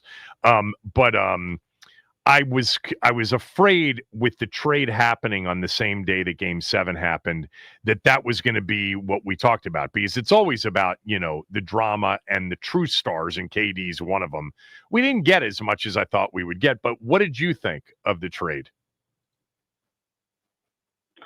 Yeah, I think, look, I think for Houston, it was a great move. They didn't give up really any of their higher ranked assets. The 10th pick in this draft is, who knows? Well, it's something. But Jalen Green, who was the second pick of the draft a few years ago, but his stars faded a lot. Really bad playoff series. He's getting paid a lot of money now. But okay, there's at least losing him is not going to be a problem. Houston was really good on defense, a lot of energy. They couldn't shoot, and they didn't have a veteran guy to go to. And now you have Kevin Durant, who's other than Steph Curry, might be the best shooter of all time, and he's still putting up, 26, 27 points a game, even at 37. So I think for Houston, it was a great deal. They didn't give up much. I think Phoenix, look, once it was telegraphed that they were going to have to move Durant, I don't know why people thought they were going to get good offers. And I think they got about as good as they could get. They got to hope Jalen Green got turns better into than a what the thing. Lakers, what the Mavs got for Doncic. Well, it depends how you look at it. I mean, Anthony Davis is obviously a top 10 player, but yeah, I mean, they didn't get. It's not a great trade for Phoenix, and this is more of an indictment of everything they have done the last 2 or 3 years under this newish owner, Matt Ishbia. But yeah, I don't. They did what they had to do. They have more work to do by a lot. But yeah, I think the Durant trade puts Houston, like I said, maybe it's not right there with OKC, but I don't think it's that far apart. They were a 2 seed last year and basically had no real offense, and now you have Kevin Durant. So that seems like a pretty good move to me. I actually think I think next year Houston's legit right there with OKC in the West, and we'll see what Denver does with their roster here in the offseason. But that's going to be it's the one thing they just couldn't do when it mattered, with the exception of Thompson, who really ended up being the guy that could get them buckets in that series against Golden State. But I think Houston is right there. I think they're well coached too. I think OKC's got one issue they got to fix. They've got to become a better offensive team in the half court when the game slows down, and their defense isn't generating all of their offense, which it did last night, and they won a lot of games that way. But they're going to have to win some games when the game truly slows down in the postseason with much better half court offense. And I think if they find somebody to help them with that, I think SGA blossoms even more as an offensive player. Too many times he was facing just a defense waiting for him with nothing planned, nothing structured. And I think a better offensively coached team with his skill level could make him an even better offensive player. We'll see if OKC does that. But if I'm Houston, Kevin Durant has still played at a very high level offensively. It's exactly what they were missing in that postseason. All right. The draft is Wednesday night and Thursday night. I did read something over the weekend. The Wizards were looking to try to trade up, but apparently there are no interested parties.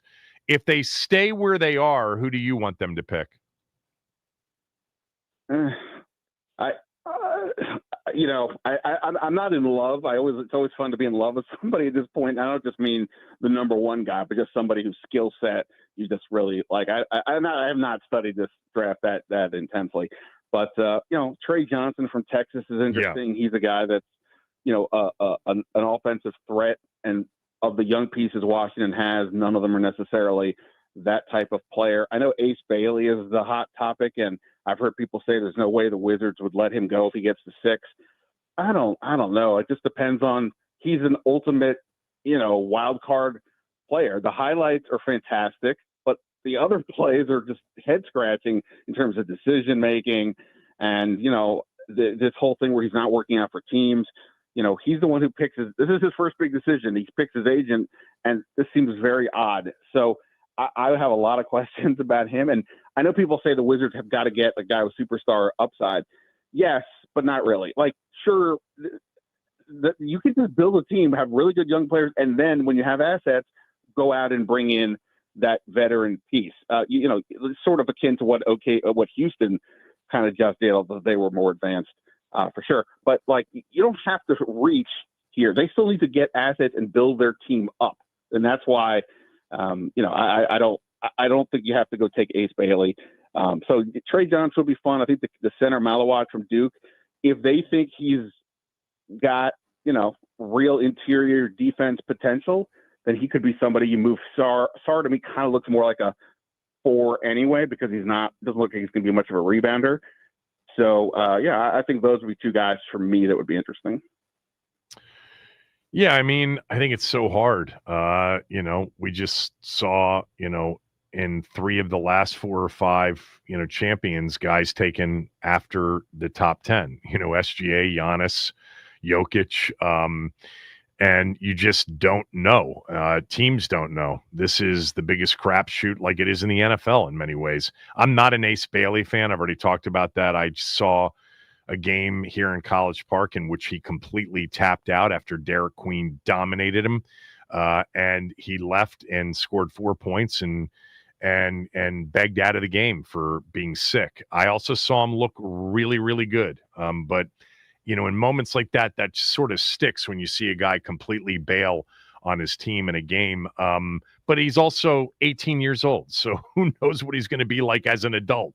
I mean, that's the thing. These guys are so young, you don't know what they'll be like 4 and 5 and 6 years down the road. I love Derek Queen. I think he's going to be a really good NBA player. The latest mocks have him falling. I saw a mock this morning on ESPN that's got Oklahoma City at 15 taking Derek Queen, and him going to the defending champions. But the Wizards have to end up making one of these many picks over the next couple of years turn into a great player, or at least give him the opportunity to trade for one. I mean, they get 3 more chances. Right. By the way, like the real challenge here is like you're drafting all these, one and done kids. I know this has been going on for a few years, but to the point we had earlier about this maybe lull right now in the NBA, I think a lot of it has to do with the fact that when these kids are coming in, there is no storyline at all. Cooper Flag is a rare one because we started talking about him before he, a year before he even got to college. Then he played scrimmages against the pros and looked good. None of these guys have a storyline.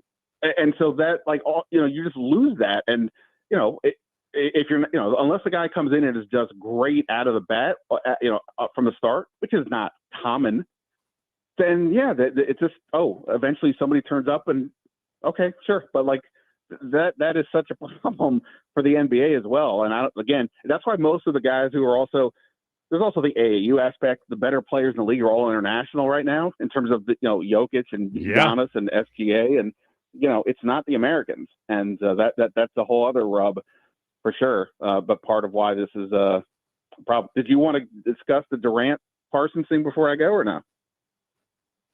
Oh, yeah, I did. I did. Thanks for producing the show. What I think I was going to say something just about – Rissache. I mean, Wembanyama is different, Flag's different, but the Bancheros and even the Cade Cunninghams and both of those players have turned into really good players. I think the guy, Wembanyama and Zion Williamson in the last 10 years were brands coming into the league, but no one else is, and that's that's what college sports did. That was always, to me, the underrated part of the value equation for both the leagues and the athletes themselves, is that college sports for a couple of years ended up being such a massive marketing platform for both player and league. I did want to play. This was Kevin Durant at this Fanatics, fest yesterday. I guess he found out about the trade while he was on stage, but then he was asked by Kay Adams, I believe, from the NFL Network, something about his favorite football team, that team being Washington. Here's what he said. What is happening? Micah Parsons was just here. Do you want to recruit him to the Commanders? Yeah. Micah, get on in here. He's not signed to the Cowboys. I think he will be a Commander at some point in his career. When? I would say 2 years from now. Yo, I only rock with Dan Quinn, you know what I mean? Anybody else? Exactly. That's all he need to rock with. My neck hurts. You guys are too tall. I can't handle it. So, let me just tell you, Micah Parsons, more likely than not, is going to sign a massive all-time defensive player deal before the season starts to stay with the Cowboys for many years. That would be my guess. Yeah, he loves Dan Quinn. Everybody loves Dan Quinn, but he's not coming to Washington. Do you disagree? Well, I mean, obviously, I can't say that it's it's going to happen. The contract will be interesting. Typically an NFL player, because of the nature of the sport, where you the injuries happen and your career can be over like that, and the lack of guaranteed money, relatively speaking, he'll get plenty. But in general, it leads to, if you can take the longest contract you can get. But there is also the idea, and we see it at some of the maybe skill positions, of saying, let me take a shorter deal so I can get another bite at the apple. He's 26 right now. Obviously he and Dallas have not gotten a deal done. I don't know what the holdup is.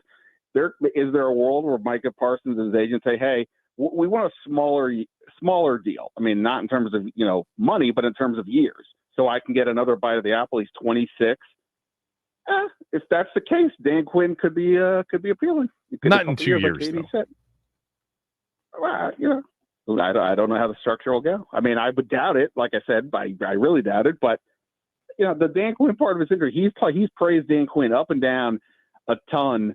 And I'm sure that guy wants to win. If Dallas is continues to sort of not get their stuff in order, maybe he gets frustrated. But we'll see. If he signs a 5-year deal, then obviously all bets are off. But if he signs a shorter term deal, we'll see. What was the deal that how many years was the Myles Garrett deal that just happened?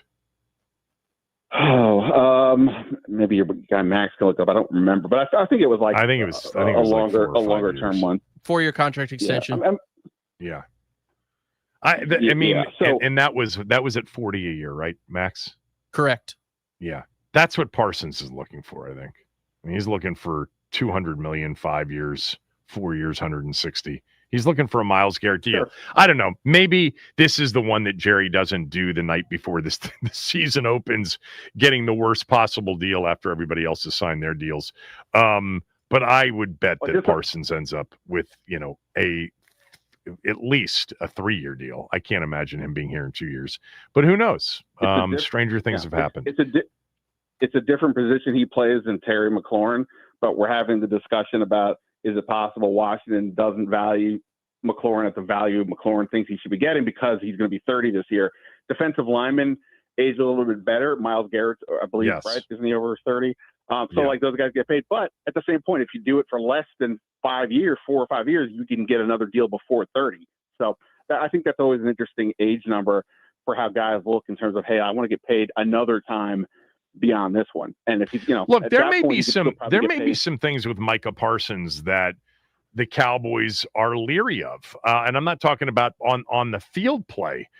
So we'll see. There's been that talk all along, but he's too talented, I think, for Dallas to not lock up. Myles Garrett, by the way, 29 years old, signed. Yeah, Max was right. 4 years, $40 million, 160.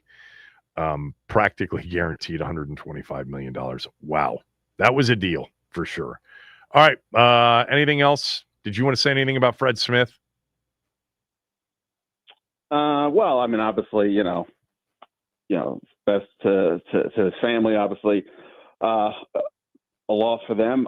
Look, the FedEx part of it, I mean, it's an incredible undertaking that he did to bring that. But in terms of here, obviously, not only was he a longtime minority partner in the Dan Snyder ownership group, but he was, one of those guys, the minority partners who, really got the ball rolling towards Dan Snyder eventually having to sell this team by, filing lawsuits against Snyder for, the debates over payments that were not being made. And then that led to, bringing up the nickname, and that led to the Redskins being removed. And then, you get to, 3 and 4 years later, and then they sell the team. He definitely had he and the other minority partners had a big factor in that happening. And I know a lot of the fans are like sort of blaming him for the name changing. I guess the question is, would you rather have the name and Snyder still here, or the other way around? To me, it would be a relative no-brainer to get rid of Snyder. But yeah, he obviously had a huge factor in all that. And, that's not going to be his legacy overall for his life, but for here locally, I think that's obviously going to be how he's remembered. I would think for the better, but, for some people may disagree. Look, I said this earlier in the show because I saw a lot of this, and a lot of it was sent to me about Fred Smith's legacy for Skins fans. I don't think there's any doubt that he was more vindictive in the moment in July of 2020 than all of a sudden, virtuous. But Snyder brought that on. Snyder put that minority group into a position where they were so angry and felt so taken advantage of and so lied to that they were out for blood. That was Snyder's doing that created that environment, along with, a very unique situation in the summer of 2020 overall when it came to, the canceling of, longstanding brands. But Yeah, there's no doubt that he took advantage of it, and it was, how about, really, you're not going to provide me with dividend payments or, updated information as to why you borrowed $55 million for something? Well, watch this. Just like Shar did with that Indian company that started that smear campaign that tied Snyder to drug trafficking and Jeffrey Epstein. They were not happy with the owner, but that was the owner's fault, not their fault.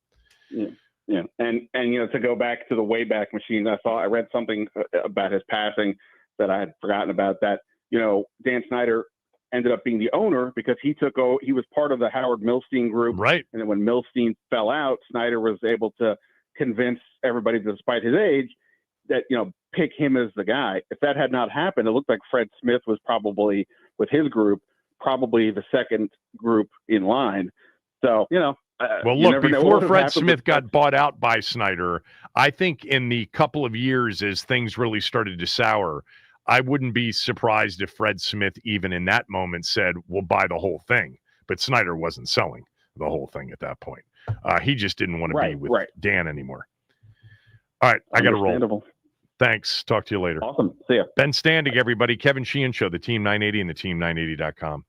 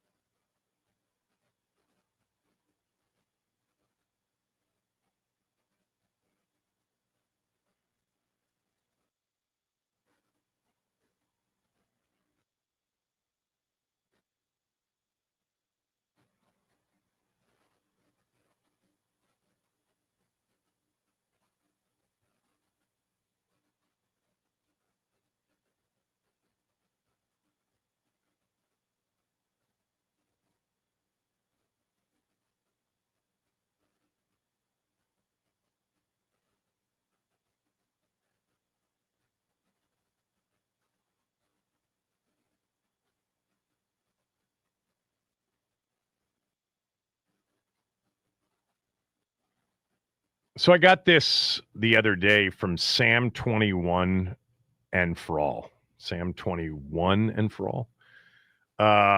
And I've gotten a lot of this over the last couple of weeks as it relates to Terry McLaurin. I think we talked about this maybe 2 weeks ago.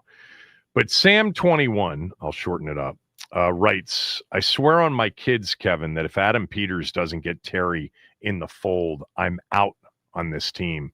He's an all-time Redskin/commander. You don't let someone like that leave and call your culture cured of Snyder. So this is not the first time we've talked about this. Some of you are really hell-bent on the idea that if they don't sign Terry to a contract extension, it's not what they've made it out to be. The culture isn't that much changed. First of all, the idea that you'd be out on your team, Sam 21, if they decided that Terry wasn't worth what he's asking for is unbelievable. I mean, if you weren't out many years ago, all of the opportunities, and this would send you packing after the season they had, I don't get that. Look, I think there is a lot of benefit of the doubt. I was in benefit of the doubt mode basically the moment Josh Harris, Mitch Rales, Magic Johnson, Mark Ein, all 20-plus new owners took over, and definitely in benefit of the doubt mode when they hired the hottest GM candidate on the market. They hired a very good and experienced head coach who filled out the staff with a lot of really good coaches and experienced coaches. And I said at the time, look, this may be naive, but after all of these years of not being able to give anybody the benefit of the doubt because they clearly hadn't earned it, I'm going to just sit back and see what they do. And you got to give it some time because it is a major rebuild. Like they had to tear it down to the studs to start rebuilding this thing. And I was going to give it a few years before I came up and said, yeah, this is not the group. Adam Peters was not a good hire. Dan Quinn wasn't a good hire. Josh Harris and these guys don't really know what they're doing. But I was all in for benefit of the doubt. Okay, maybe that was a bit early for benefit of the doubt, but Sam 21, how could you possibly, after last year, not be in at least some shred of benefit of the doubt mode? You know, you don't trust them after what they proved last year to handle in a professional way that's both good for the franchise and also good for the player, a contract extension for a veteran player? Come on, man. I mean, I don't know. The idea that this would be a deal killer for any of you is beyond me. You hung in there for all those years, and now after a season that produced the most joy you've had in decades, you're going to let it all go to hell in a handbucket because they don't extend Terry McLaurin? You know, also, by the way, this is really important to point out for those of you that have similar feelings.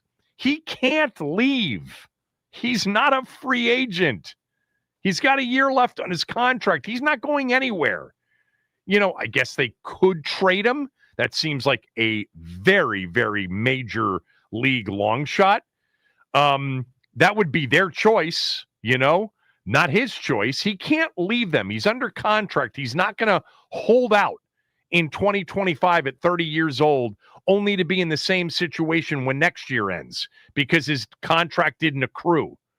The realistic worst case is that he plays in 2025 on the final year of his deal without an extension. I don't think that's going to happen, you know, but I guess that is in play because the team may be far apart. They may believe Terry's asking for too much. They see Terry as older, entering his older years, very important. They want him back, but not worth 33, 34 million a year. Maybe worth 28 to 29 to 30 million a year. And they don't want to set a precedent of doing a bad deal. You know, they want a fair deal. Maybe they don't. That's where the rub is. The realistic worst case is that he just plays 2025 on the final year of his deal, but he can't leave. I think the deal gets done between now and the beginning of camp. That's my guess. I don't know anything. It's my guess. But if it doesn't get done, I just can't imagine taking a side so strongly that it would impact my current enjoyment of this team. I might disagree with how the contract negotiations go, and if they don't get a deal done with him, if we find out that he was just asking for, say, $30 million a year for 3 years, you know, somewhere in that neighborhood, and they didn't think he was worth that, I might disagree with it. But they've built up equity with me, trust equity. I trust them. And the culture they've created, you know, maybe it's not here to last forever, But I don't think not signing Terry is going to impact it that much. I don't think the rest of the team is going to say, whoa, you treated him so badly.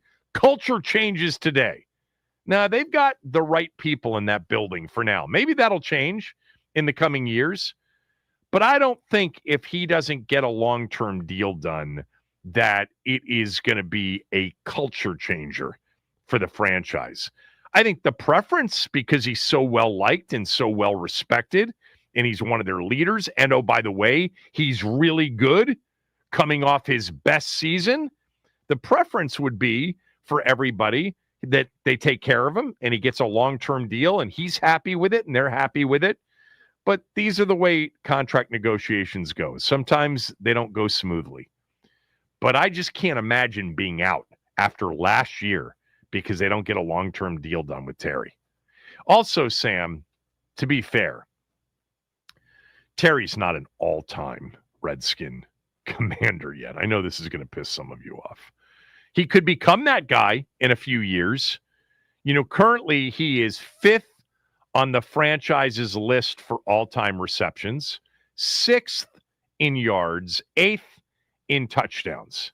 There's nobody on the planet that would say the 5th all-time leading pass catcher receptions-wise, 6th in yards, 8th in touchdowns is an all-time franchise player. Okay, that's just not on any all-time franchise list. Now, he's heading in the right direction. If he has another 2 seasons like the season he had last year, by the way, combine it with another, couple of playoff wins and a really good season, maybe a Super Bowl trip or a Super Bowl win, now we're talking about all time. He had 82 catches last year for 1,096 yards and 13 touchdowns. If he goes 2 more years with those identical numbers, and by the way, it's part of a winning team, he would be 3rd on the all-time receptions list behind Art Monk and Charlie Taylor. He would be 4th all-time in yards behind Monk and Taylor. And he'd be 3rd all-time in touchdown receptions behind Taylor, who's 1, Monk, who's 2. Taylor, by the way, has 79 all-time touchdown receptions, okay? Terry's only got 38 right now. I mean, come on, people. Monk's got 888 career catches. Terry's got 460.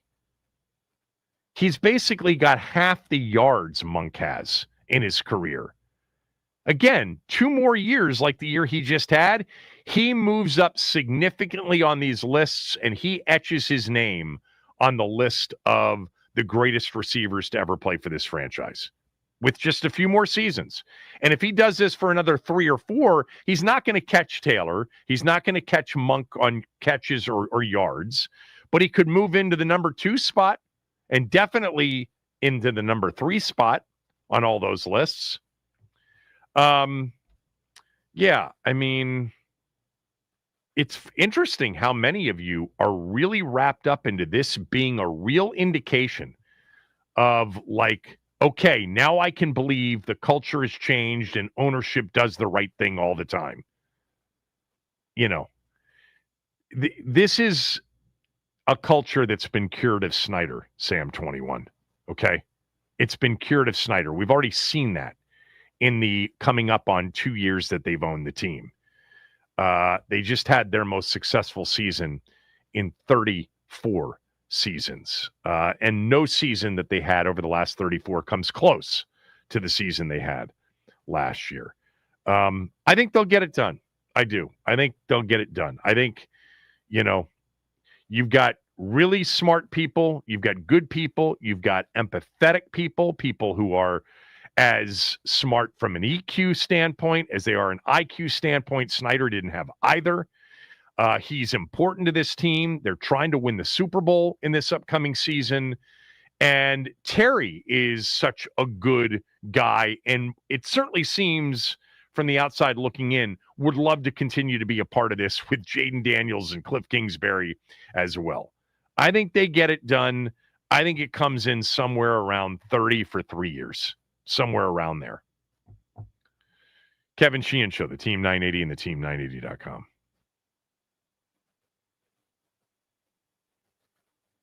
The Oklahoma City Thunder defeated the Indiana Pacers last night in Game 7 by a score of 103-91. Tyrese Halliburton went down with what appeared to be an Achilles injury midway through the first quarter. The Pacers kept their foot on the gas all the way to halftime, and then the Thunder came out swinging with 18 points off turnovers and outscoring the Pacers 34-20, and that was all she wrote. The Oklahoma City Thunder are your NBA champions, and surprise, surprise, Shai Gilgeous-Alexander wins the Finals MVP. The Thunder are the second youngest NBA champion in the last 70 years, and they become the fourth team in NBA history to record 84 wins in a season.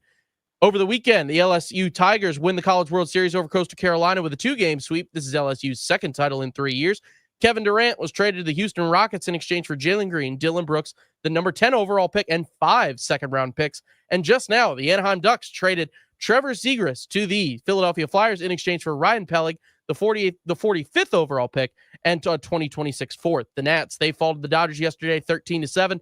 The game got so out of hand that Kike Hernandez had to come in to pitch for the Dodgers in the ninth inning. Nathaniel Lowe hit that lone home run for the Nats. They continue their West Coast road trip tonight and will take on the Padres.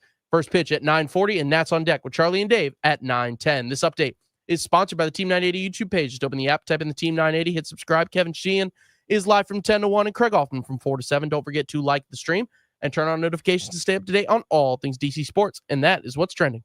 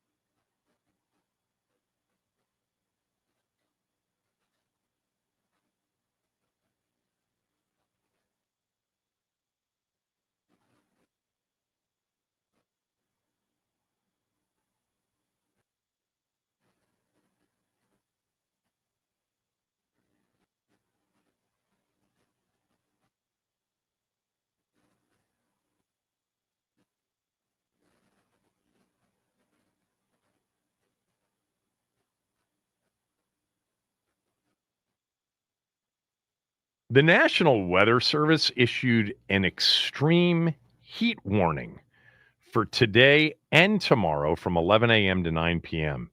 with peak heat index values near 110, perhaps rising to 115.